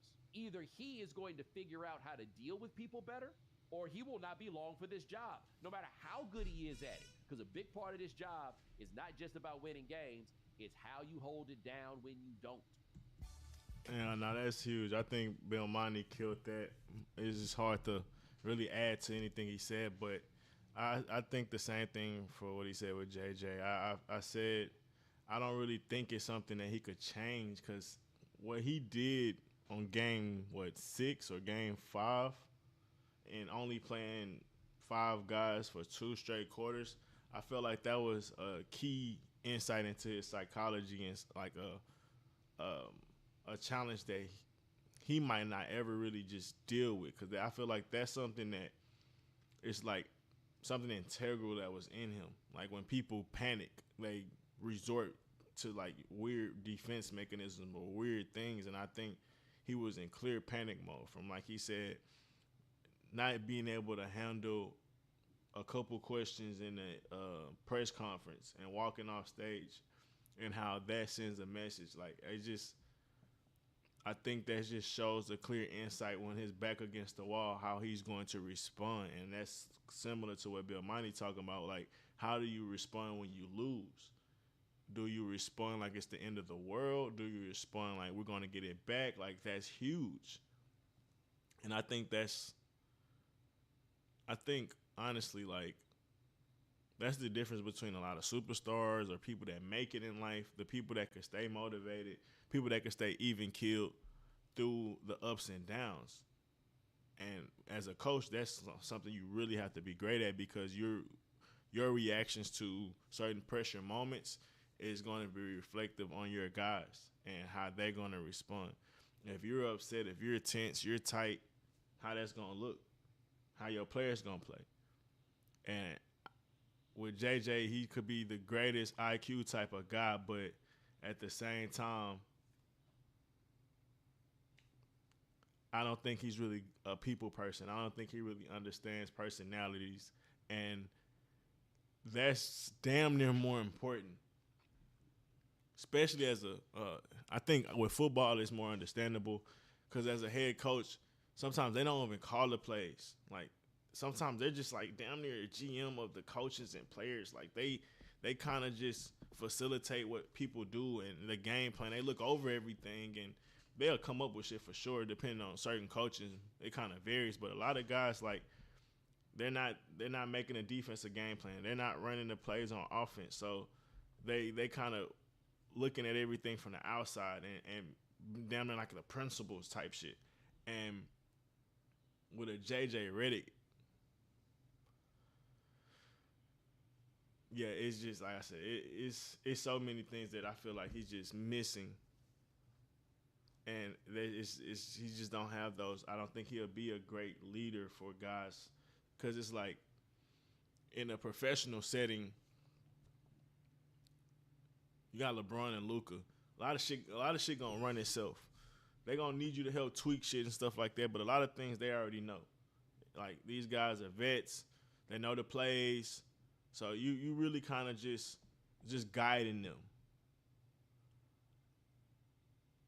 And I'm kind of losing my point, but like I said, I think JJ, you could love to have that IQ, but you don't need it as much. And it's going back to what I was saying is, I think if you was to ask me to rate what you would need more IQ or building how to deal with personalities and stuff like that, I say personalities is probably like 60-70% of it, and the IQ and the game plan is like 30. Like, and I could playoffs and stuff like that. It might varies and stuff like that, but and by the coach, I'm sure some coaches they know how to be more IQ than personality, and they know how to find a balance. But with JJ, it just seems like all IQ, listen to me, it's my way or the highway, and the personality aspect of things is like at a 10% at best. And that's just not gonna work, because with professionals, it's more personality than anything, if you ask me. And that's what I was really trying to get at. And like when you just think about, like I said, the personality aspects, I wanted to look at like a guy like JJ, when you're hard headed, when you don't want to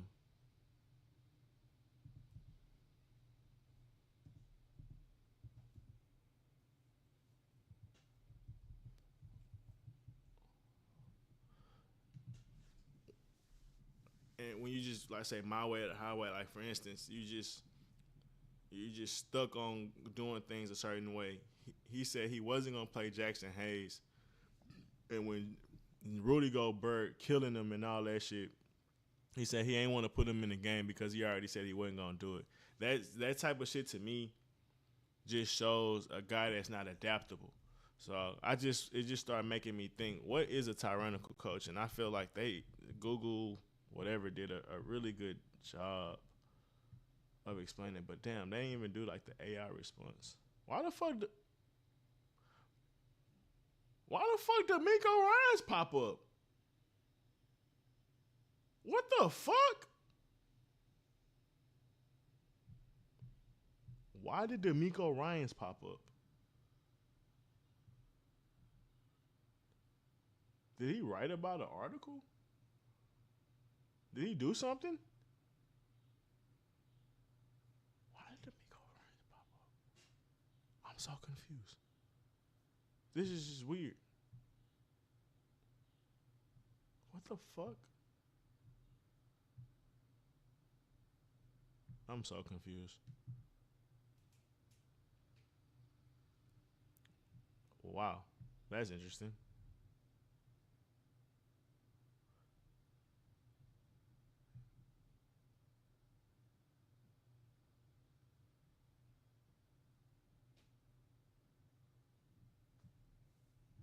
What the fuck?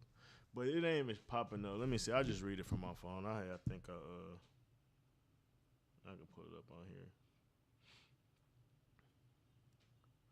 Because when I put tyrannical coach earlier on Google, it had like a little AI response. And I thought it did really good. All right, so a tyrannical coach is one who uses excessive power and control, often resorting to intimidation, fear, punishment to motivate players. They micromanage, display rage, blame players for mistakes, create a negative and stressful environment. This coaching style can be detrimental to athletes' mental and emotional well-being.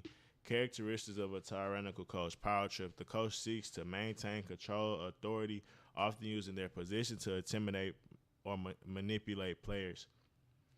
Fear and punishment. Instead of positive reinforcements, the coach relies on fear and punishment, such as withholding playing time or verbal abuse to enforce discipline. Micromanagement. The coach is overly involved in every aspect of the game, often making decisions without considering the player's input or autonomy. Rage and blaming. The coach frequently reacts with anger and frustration when players make mistakes, often blaming the team for failures. And the thing about that was such a huge problem because you are the leader, you are the coach, you are the parent, you are the principal, and your soldiers are reflective on your leadership, and how they lack discipline is reflective, or your lack of disciplining them. And sometimes even your GM not bringing in people that's, can fit the program, but most of the time in a professional level, you pay a guy to fit into whatever role. That's why you bring him in, you talk to him, you interview, you scout him. So most of the time, these guys are somewhat adaptable. That's why you brought them in. So with these coaches, it's up to them to try to fit them in. And it's similar to that old saying when you get like a guy and you force them to try to fit in your system instead of trying to make a system for them.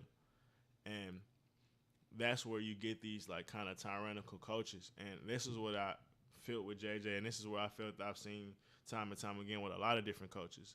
They have so much power, and it's no union. There's no way players could say anything, because it's like, what power do players have, and what media do players have to speak up for themselves? And that's how it was for so many years. And it's the same with artists and shit like that. It's like the industry or the owners or whatever could go to their outlets and just put out an article and shame them by the time the player get home. Or today, Chappelle. And players just have to deal with it, lose money, all type of shit, just because they ain't want to conform, essentially. And like I said, that type of shit is tough. But you see it all the time. And a lot of these things that I'm naming seems to all be JJ. I'm going to keep reading because I just think Google broke it down perfectly. Lack empathy. The coaches fail to understand and acknowledge the emotional impact of their behavior on players. And that's a huge one. With benching guys and not putting them in for not a minute, not 2-3 minutes, not even having a 7-8 man rotation in the playoffs, it shows so much disrespect. It shows so much lack of belief. It just shows so many different things you could get into, and how it could kill the player's confidence, where it's like, how do you expect me to bounce back when you just feel like you pretty much made a statement without having to say anything? Because, like I say, actions speak louder than words. And when this whole team was in a time of need, like late in the season, bro. We've been fighting all year. I ain't putting my dudes in. I ain't fought for my stripes to be on this team and fight for my position and my role. And we in the trenches, bro. And you don't even look at me, bro. You act like I don't even exist. It's like, bro, I thought we were family. Like, that's like, bro, this is like, bro, a coach is a father figure, not so much with Jay-Z, but, bro, they're a mentor. They're a leader. They're a guy that you supposed to, like, give some type of respect to or endeavor to in a sense. So a lot of people look up to these guys, especially when they're good at their job. So for a guy that you respect and you tried to gain their respect because you thought everything was fair, you thought everything was kosher.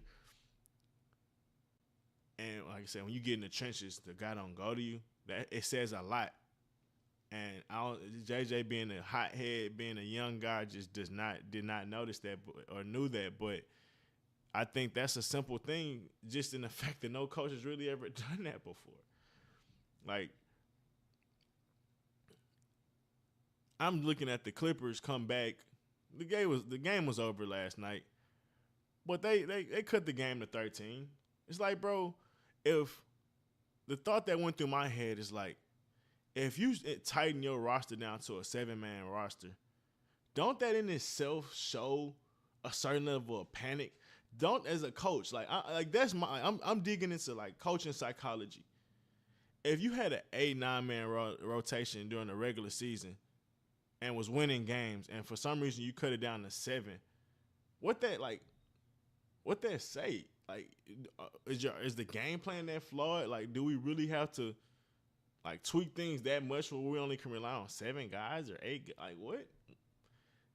Because like the subtle message that says to me is like, we didn't really prepare like we should have prepared. Because like, if we really built the 10-man rotation, just saying, when we get into the playoffs, it should be like, bro, this is just another game, bro. We just got to stick to our P's and Q's and we good. Everybody play their role and we good. That's how we got the 60 wins. Right? Am I tripping? Didn't I play a role in getting the 60 wins? I didn't know. I thought we all got a ring if we won. I ain't know just y'all 5 niggas got a ring if we won. So we all played this role, all 8, 9, 10, however many lineup it was. We get to the playoffs, we tighten up. We changing the game plan. We doing shit we ain't did all season. That ain't get us 60 wins. Don't that in itself show like a certain, like the coaches are already showing a certain level of panic? Like, I get it. It's like you want to go with your best guys, but it's like, if all these guys contributed to the 60, I don't get it. Now, a guy that ain't playing good, I get it. You put him down. But, like, dudes be legitimately tightening their lineup and don't be playing their bench. And then it's like you put the guys in, they might have a crazy moment. Like, I remember the Rockets, for instance, bro, when we was losing to the Clippers, or no. Well, yeah, it was the Clippers. When the Clippers blew that, I think the 3-1. James Harden was on the bench. We had the bench players. We had Corey Brewer, Josh Smith. We had the niggas off the bench. Brought us back in that game, bro. Believing in guys. And them guys stepped the fuck up, bro. I see it all the time in college. I see it all the time in NBA, NFL, bro. Sometimes it be the guys you least expect to step up. But the fact that you keep constantly going to them, because putting them in the game show that you believe in them to a degree. How many minutes they play shows how much you believe in them. There's only so many minutes to go around, so obviously that's gonna be a thing. But if you playing them, you putting them in the right spaces, they feel like they at least getting a role that could be respected on the team. Dudes will buy in. But to just throw all that away, it's like, bro, what are we doing? And coaches do it all the time. Like, I remember back in the day, this is just a personal story. We 6-0 or whatever. We come play this team. We switch everything up. They're like, we're not going to rush the quarterback. We're going to play contain. It throw the vibe off. Like, bro, we boom squad. We hella aggressive. We ball house. We the fastest defense, we say, in the district or whatever. That's our belief. That's our motivation. We get in the game, the coaches, I talk to the offense. They like, yeah, they changing the game plan up too. We doing shit we ain't did all season. Get in the game, we down 14. Everybody looking around. We get to halftime, coaches like, we're going to go back to what we did. We Like, what? Why we switch up in the first place? Like, dead ass. We got the halftime. Coach was like, all right, man, we're just going to go back to what we was doing our regular season. We're going to stick to our simple shoots. Well, not even simple shoots. We're going to go back to our stems, get back in the game, and get to a one-possession game. Like, bro, coaches don't know to just, like, when you switch up everything, bro, it sends a certain message. Like, bro, we practice all season, all some of these same scripts. Well, why are we switching up? That's weird. And it's like they just want us to believe it and do it, and they don't ask us. And that's, like I said, that's characteristics of a tyrannical coach. Our coaches going to have certain characteristics that's not the greatest. And when you overboard with it, that's when it becomes a problem. And I think that's what J.J. Redick is. And he's a little too overboard. I think he exemplifies too many of these different things. Let's keep going a little bit, and then I'll go to this Rockets game. Consequences of a tyrannical coach is anxiety and stress. Athletes may experience. I said it right. Athletes may experience increased anxiety, stress, and fear due to coaching volatility, behavior, and harsh methods. And that just goes to show us, like, bro, if I'm in the game and I make one mistake, they pulling me. Bro, it's hard to be comfortable in that. Instead, it's like, this my role. My role is allowed to make a couple mistakes through the game because of my production. They know I'm going to get back on defense. Obviously, the coach is going to talk to me after the game, but it ain't going to happen again. But coach ain't just going to pull me like I'm a peon and, nigga, you should have just been thankful to be getting that burn. It's like, damn, I'm a professional, bro. Like, nigga, I ain't average 30 just to be coming in the league to average 5, nigga, and play great defense. Like, yeah, I'm going to do that. But you tripping on me, got made one turnover, nigga, I get to shoot one time a game, nigga, fuck you. Like, that's how a nigga feel. I'm just going through, like, just kind of just role playing, like, how dudes would think. Because you got to think, I get a couple opportunities a game.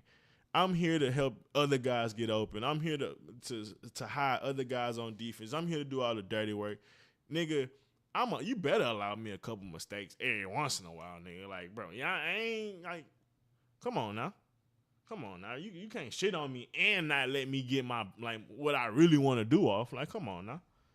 And I think that's what a lot of coaches don't be understanding and not respecting. So you can have certain things where you pulling the guy early because it's like you treat him like a peon. You treat him like he don't really deserve the minutes. It's just like, bro, what are we talking about, bro? Y'all put him on the team. He ain't earned the spot, bro. Don't treat him like that, bro.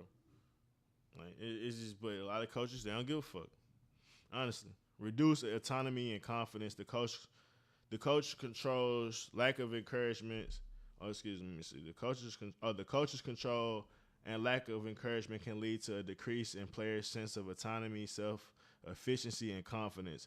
Diminished motivation and engagement. Athletes may become demotivated and disengaged from the sport due to negative and stressful environment created by the coach. Negative impact on relationships. The coach behavior can damage the coach-athlete relationship and create a hostile atmosphere within the team. Alternatives to tyrannical coaching. Positive reinforcement. Okay, yeah. We good. But yeah, that just was a very interesting thing I wanted to get into. But let's see, man. We're gonna watch a half or two. I was on that Gates project a little long, but it was worth it.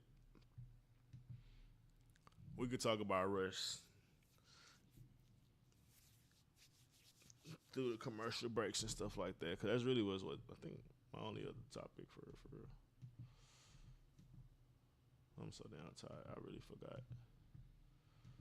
But we got to get it in, man. Y'all can't watch it, though. I'm sorry. Y'all can watch me watch it, and we can talk about it, though.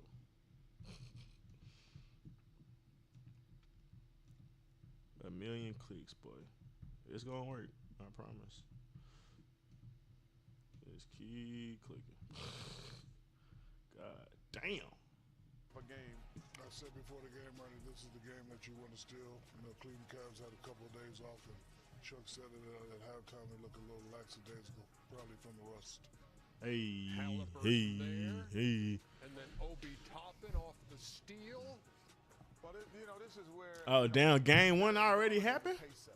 So you talk about playing against the Pacers who want to play fast. Darius Garland can play fast, or he could slow it down and get you into your offense. Where I thought Ty Jerome is a great scorer, but not a guy who can get you into your offense quickly or with enough time. Well, listen, the Cavs offense lost this game for them. They didn't play good defense in the first half. They played good defense in the second half, but their offense was terrible. Ooh. That's a foul, man. Mitchell inside to Jared Allen. They blew that challenge call too, but that was a foul on DeAndre Hunter. Indy. Oh, they made a quick comeback though. It was down like 68 to 81. The Cavs was down, but shit, they came back within the third. They were down like 12 and ate that up in like 3 minutes. They never got anybody else involved. He took 30 and Ty Jerome took 20. They took 50 out of the 90 shots. That's way too many shots. Fuck that. You gotta do what you gotta do. I agree with Chuck consistently, but if it ain't working, bro, you gotta do whatever you gotta do. That's a foul, man. Yes, it was. Look at his left hand. Look at his left hand. Look at his left hand. Push that man. That was a clean block, but he hit him with, and they challenged it. It was a terrible call.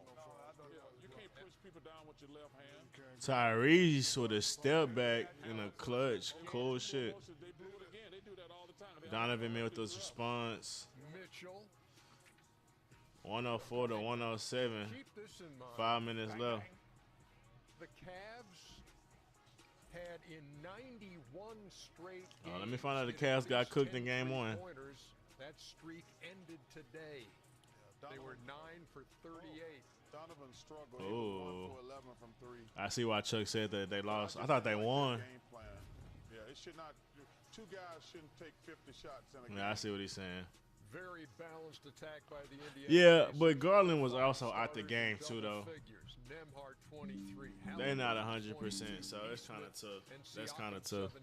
But I low-key wanted to get into that Russ conversation because I said I think Russ the GOAT at point guard, honestly, because, bro, Tuesday night from Cleveland. Right now, it's time for another Game 7. When you talk about rings, obviously it's Steph, obviously it's Magic, obviously it's Isaiah. You give it to him. All right. But when I think about total package, defense, obviously, I think would be, if you were saying Russ versus Steph, I think defensively, Russ' defense is way better. Russ' passing ability is way better.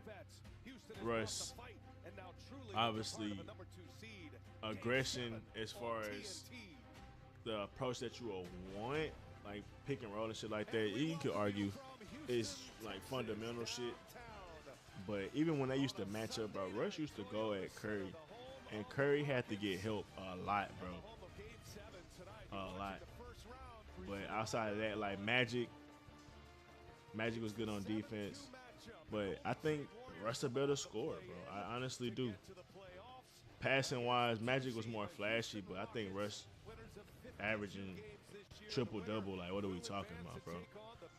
Like, I low-key think, I always say Russ top 3, top 5 point guard all time, but when I start to think about it, bro, I don't think I seen nobody better. Like, Steph Curry, I get he like a shooting guard. He a great shooting guard, but like what you expect from a point guard is like he just played a point guard position. Magic, I love him, but I think he averaged like 18 points a game, about 7 rebounds or something, assists or something like that. Like, I don't know. I just think Russ is a better overall player now. Magic, I should say better overall player because I Magic got IQ and all that type of shit. Don't get it twisted, but he could play clutch at moments. But when I say all around, I'm just saying that dynamics of being able to be a way more dynamic scorer because Magic really wasn't a great scorer like that. This is their first playoff run since 2020. And Russ can do everything else Magic can do. Better rebounder. 2019 starting lineups look like this with Curry, I low key, I say I know niggas gonna hate, but I got Russ as the greatest point guard of all time. And then when you get into the statistics, I ain't even no stat dude. He low key leading every statistic with point guards. Make up the starting five for the Houston Rockets. This is a team with 5 players in their rotation, age 23 or younger, many of which in their first playoff series. Stephen Curry, he has done a lot of damage in the playoffs, in the finals, in Game 7s. He's been one of the best Game 7 performers. Man, it's crazy. Game 7 for the Rockets.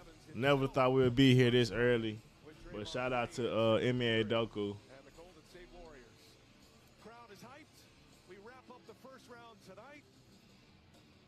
And we are so looking forward to bringing it. Oh shit, we can't watch. I'm gonna get blocked if I play it.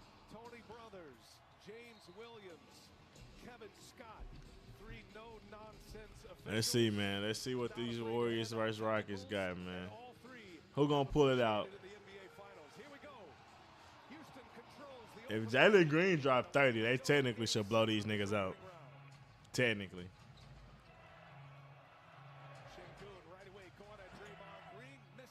Now, Draymond and Şengün head. Outstanding in his first playoff series. Look at the footwork. And a foul. No, it's a travel. And the Rockets turn it over on their first possession. Turnover is a big deal in this series. Whichever team has won the turnover battle has won the game. Ime Udoka now in his second year. Steve Kerr, 2 Greg Popovich disciples. And matching up in a Game 7. Those two matched up in an NBA Finals a few years ago. When Udoka was with the Celtics as Draymond Green opens up the scoring tonight with a layup. I just want a good game. I just want to see a good game.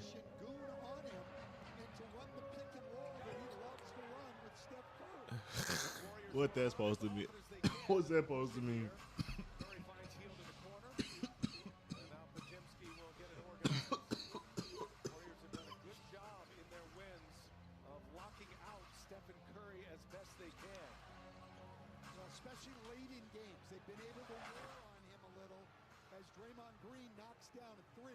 The Warriors need some of these other guys to make threes. They struggled, had their most 3-point attempts in Game 6, but their worst shooting night of the series. Here's Fred VanVleet. Scores the first bucket for the Rockets. What a terrific ad he has been. 9th year in the league. He was undrafted, been a difference maker. He and Dylan Brooks and Steven Adams, those veterans that have bolstered up this very young, very athletic Rockets roster as Brandon Podziemski laces a 3-pointer. Podziemski looking.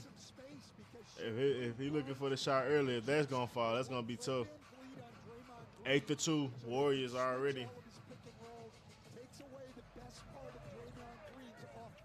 They looking for a pick and roll. They're trying to feed Şengün, get him up the ball, but I don't think that's gonna work too much. That's gonna give you about 19 points this game, but Warriors winning Game 1. I feel like They won back-to-back games on their home floor in San you still need a little bit of athleticism, and Şengün got to work on that. He ain't explosive enough. And facing elimination down 3-1 as Brooks knocks down a jumper. Stan facing Oh yeah, nah. With the watch parties, that's just how it kind of go. winning games 5 and 6 as Buddy Hield slashes to the basket. Wow, and he just flew to the rim right I ain't gonna be on too long, no way. Position defense by Houston. Ime Udoka did not like that position. Bro, that's crazy. Jalen Green turned away. We in the playoffs, so you don't know what's going on. That's crazy. Rockets exploit, and Brooks can't finish with a left hand. But I get it. Warriors. You see the matchup, VanVleet on Draymond Green.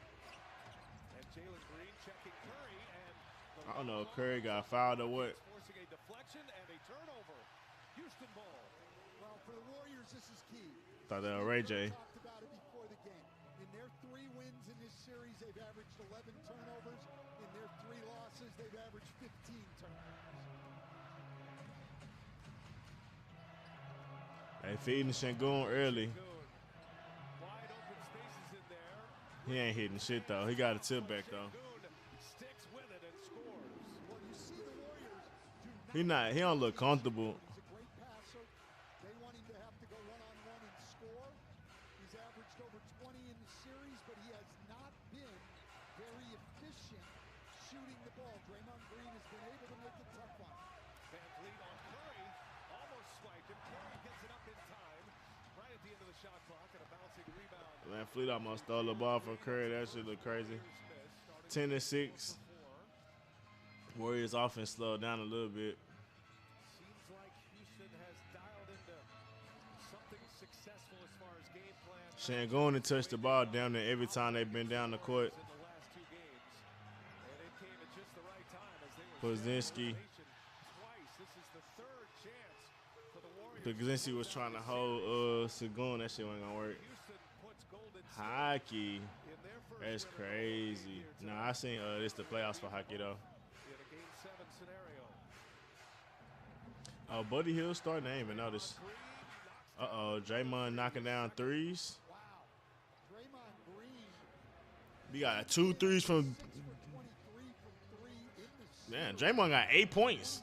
Nigga, 3 for 3. first two. Might get a vintage 30-point Draymond Green. Be right back. Around Jimmy Butler and dumps it through. Well, you cannot get caught watching the ball when you're guarding a Min Thompson. An absolutely great cutter. Loves those back cuts out of the weak side corner. Butler misses. Thompson wants to run it and Healed with the foul. And will this be a transition take foul? It will be. James Williams, a quick check with Tony Brothers. And the transition take foul. It is one shot technical in the ball. Yeah, I mean, I think this is a good call. I mean, especially the second part of it. If they called the initial foul, maybe not. Like if they called this one right here, maybe not. But then when he goes at him from behind, it certainly was. Van Vliet has not missed from the foul line in this series. 23 for 23, and Ime Udoka quickly to Steven Adams off the bench. This lineup. I ain't gonna lie, man. Them vets been making noise. For the Rockets. Listen to his hand, coach. They love him. Well, absolutely. I mean, they are plus 39 with him on the floor. Or plus 39 with these two bigs on the floor together in 75 minutes of the series.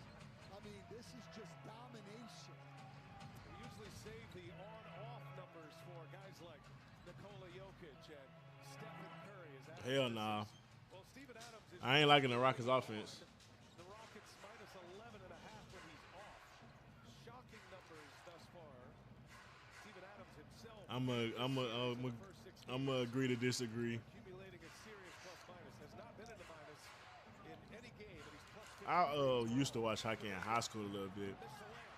I used to play hockey games and shit more, honestly. Only the third game he's played in the series, and the other two were when Jimmy Butler was out. He got hurt early in game 2, Kuminga came in, and then he started game 3 with Jimmy Butler out. Hasn't played since. Thompson short. Butler secures the rebound. Kuminga might be attached to Adams' minutes, and he picks up Şengün the first defensive possession. Here's Curry. Quick release. Curry in and out. He was running away from it. Got a good look at it. Good rotation. Couldn't get it to go, and he is already 13-11. imploring Kevin Scott to start calling fouls on the swipe down of his hand. That injured thumb. Van Vliet. Silky smooth jumper. Top ball game. Surprised that the Warriors are staying in drop coverage on Şengün with Fred Van Vliet, the way he's been shooting the ball. I thought we'd see the Warriors get up more early in the game. The Rockets give the Warriors hell on defense, though. Steven Adams gives Draymond Green room, and he Yeah, Draymond, the damn near leading scorer. I don't like the Warriors offense either. Normally with the two big lineups, The Rockets defense too good. go to that zone, but I ain't gonna lie, that shit crazy. now Draymond Green can get into some pick and roll action with Steph Curry. Steven Adams with another shot. nice drop off by Van Vliet. Adams couldn't. Yeah, that shit crazy. All tied at 13. Good piece to this game. It's been a battle of a series. They played 5 times in It's like Jalen Green don't want to step up. Like, it's kind of insane to me. Oh, he's not even in the game right now. Bro, they keep trying to feed the big man. It's either been Sengun or Adams and touch the ball either time, like every time they've been down the court. I ain't loving neither team offense.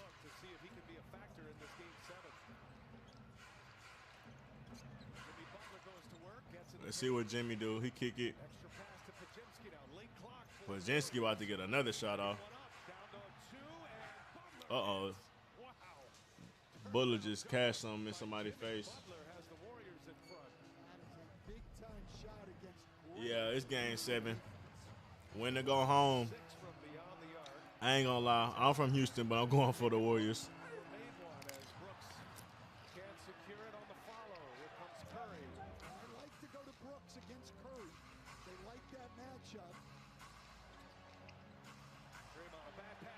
Turnover. Hell no. And one. Don't judge me. I'm going for the Warriors. Game 7. 3:42 left in the first. It's going fast. It's coming quick.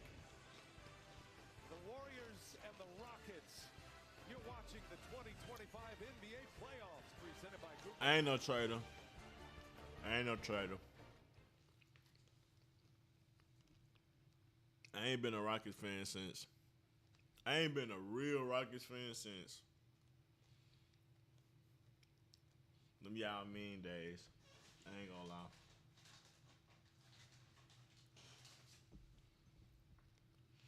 I don't remember what made me fall off the Rockets. Like, I remember why I fell off the Texans. I think I just like LeBron, which is crazy to say.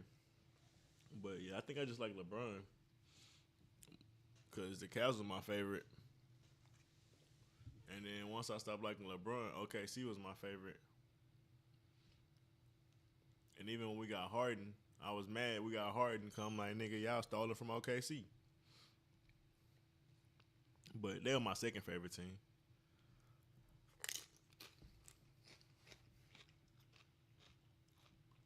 But I think I like players in the NBA more than I like teams. So I think it's the same with NFL. I stopped liking teams. I need to stop eating while I'm talking.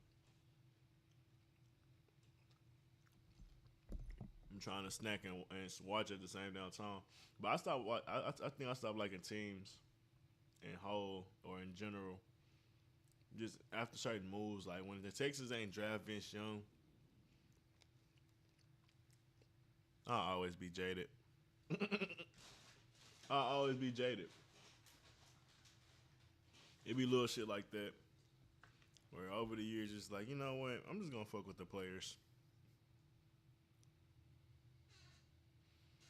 I just don't like how teams, like how the Texans got rid of Andre Johnson just because we got Hopkins. I'm like, I don't like it. Me don't like.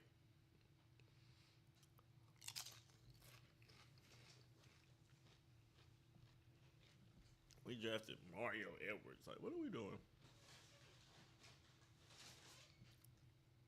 Like, we could have got Reggie Bush. And I know what Reggie Bush became, but fuck it. He could have been something different. It could have been an alternate universe if he came and played with us. And I'm saying that at least that was my worst case scenario. We get Reggie. I'm like, we got to get Vince, though. It's like, it's a guarantee. That's how I felt. Nigga, seeing Mario Edwards, nigga, what the fuck? Ultimate disappointment.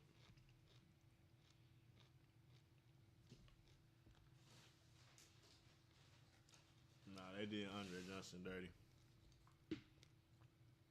Never sit right with me.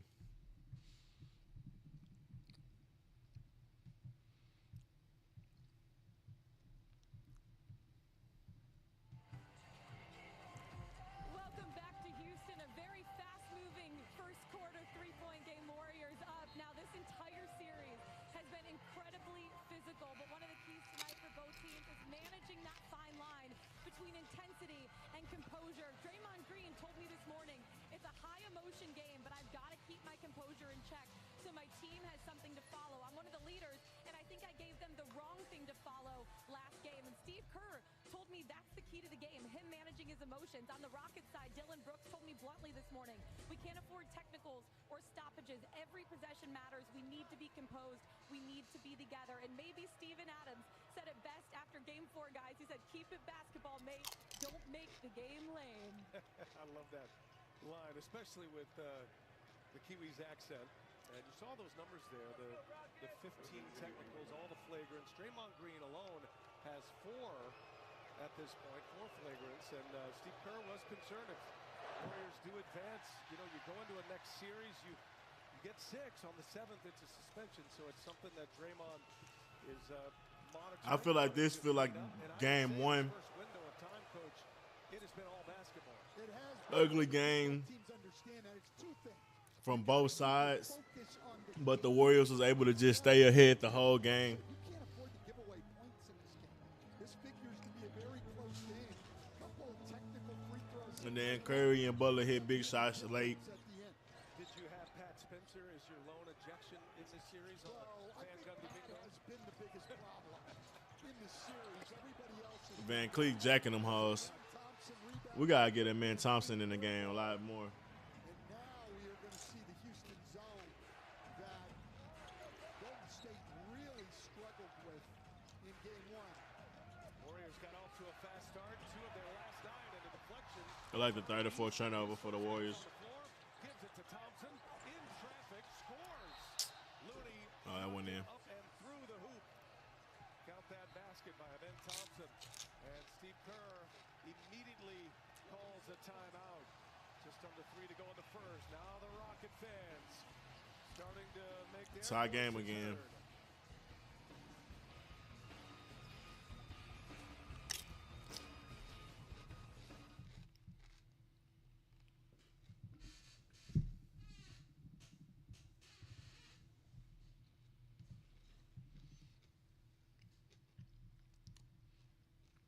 I gotta show my dog some love, man. Changes. Westbrook. Another jam. Technical foul on Westbrook for hanging on the rim. Sent them whole ass niggas home from LA. Love to see it, man. The teams that blame Russ. The teams that blame Russ out in the first round. Meanwhile, my boy helping contribute to a championship run, hopefully.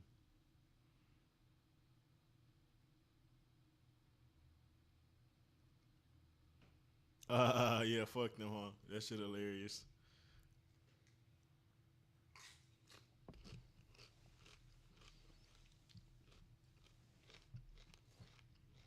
See, Brody agree with me. Badass.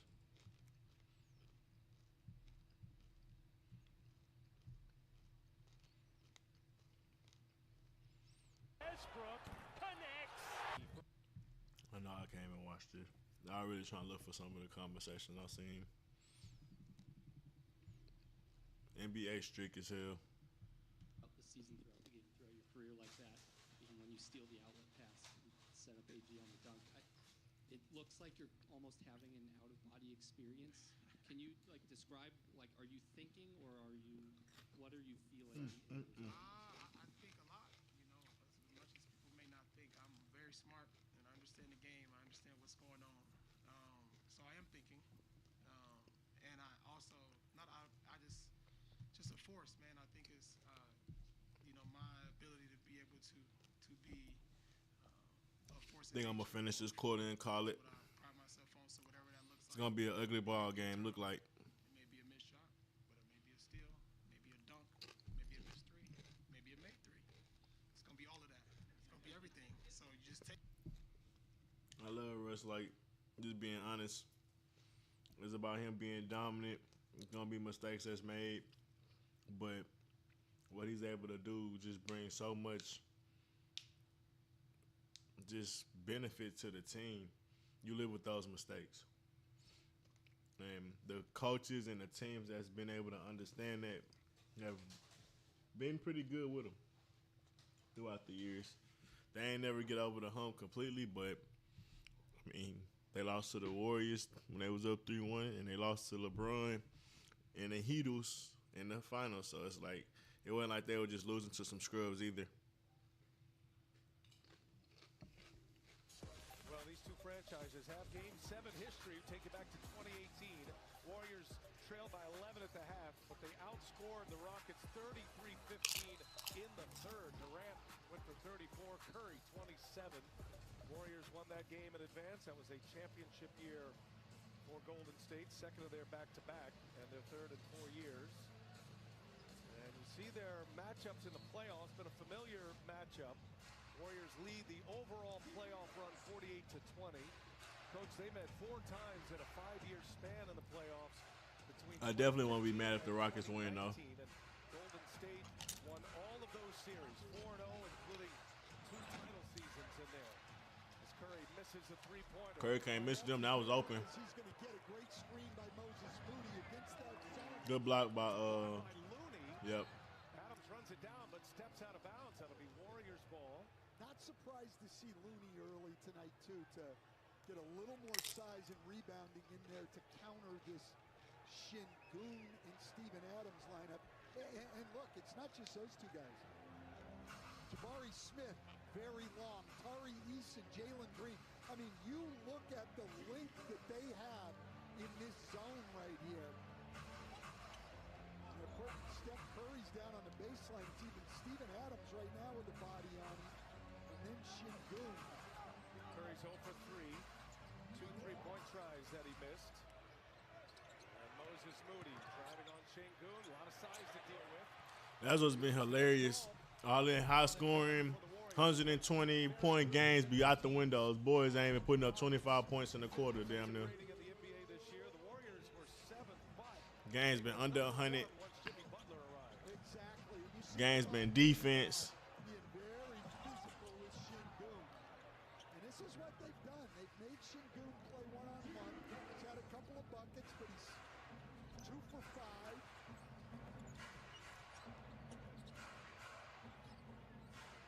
Moses Moody for 3. Hell no. Shit. All back, boy. God. This is going to be an ugly game. I'm trying to tell you.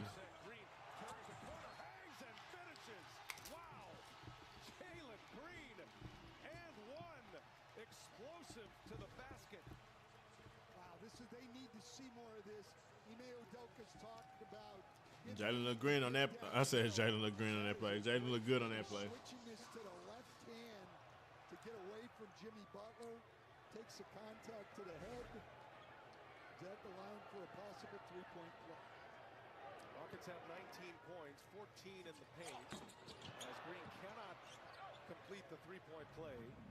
Rockets leading finally. Lit it up in game 2. Jalen Green, the 39 points, at 8 made threes in that game. What a pass by Curry. What an assist. That was crazy. Every one of his pick and rolls when it's with one of the centers. They'll switch every other pick and roll, but with Adams and Şengün, they're going to blitz him and try to get the ball out of his hands. He's had some success getting around those traps. That's good travel. Adams. I like it. Steven Adams, second travel. And the Rockets turn it over. See the blitz, but he gets around Steven Adams, which draws actually a third defender, and just great vision to get the ball back to Buddy Hield. That was nasty by Curry. Get Buddy Hield going. He could really help him. He was 8 for 20 in the 2 middle games of the series when they won games 3 and 4, but he came in only 1 for 11 in the other games from 3. Green at the center of the hub here. Finds Hield again. Tari Eason, an excellent defender, right with him every step. Yeah, nah, them niggas' defense is crazy. Good rebound. Curry pulls it from the top, in and out. Curry's had some good looks. He's 0 for 4. Them hoes ain't gonna keep missing, I tell you that much. Unless he's just having a historical bad night. Made 5 threes already, though. Rockets have only attempted 1 3 and missed it. Eason drives on Curry. There's good defense on both sides, for real, for real. And it's Looney, but he's a beast. Down on the glass. Jabari Smith is Michael Porter Jr. Buddy Hield just crashed some shit.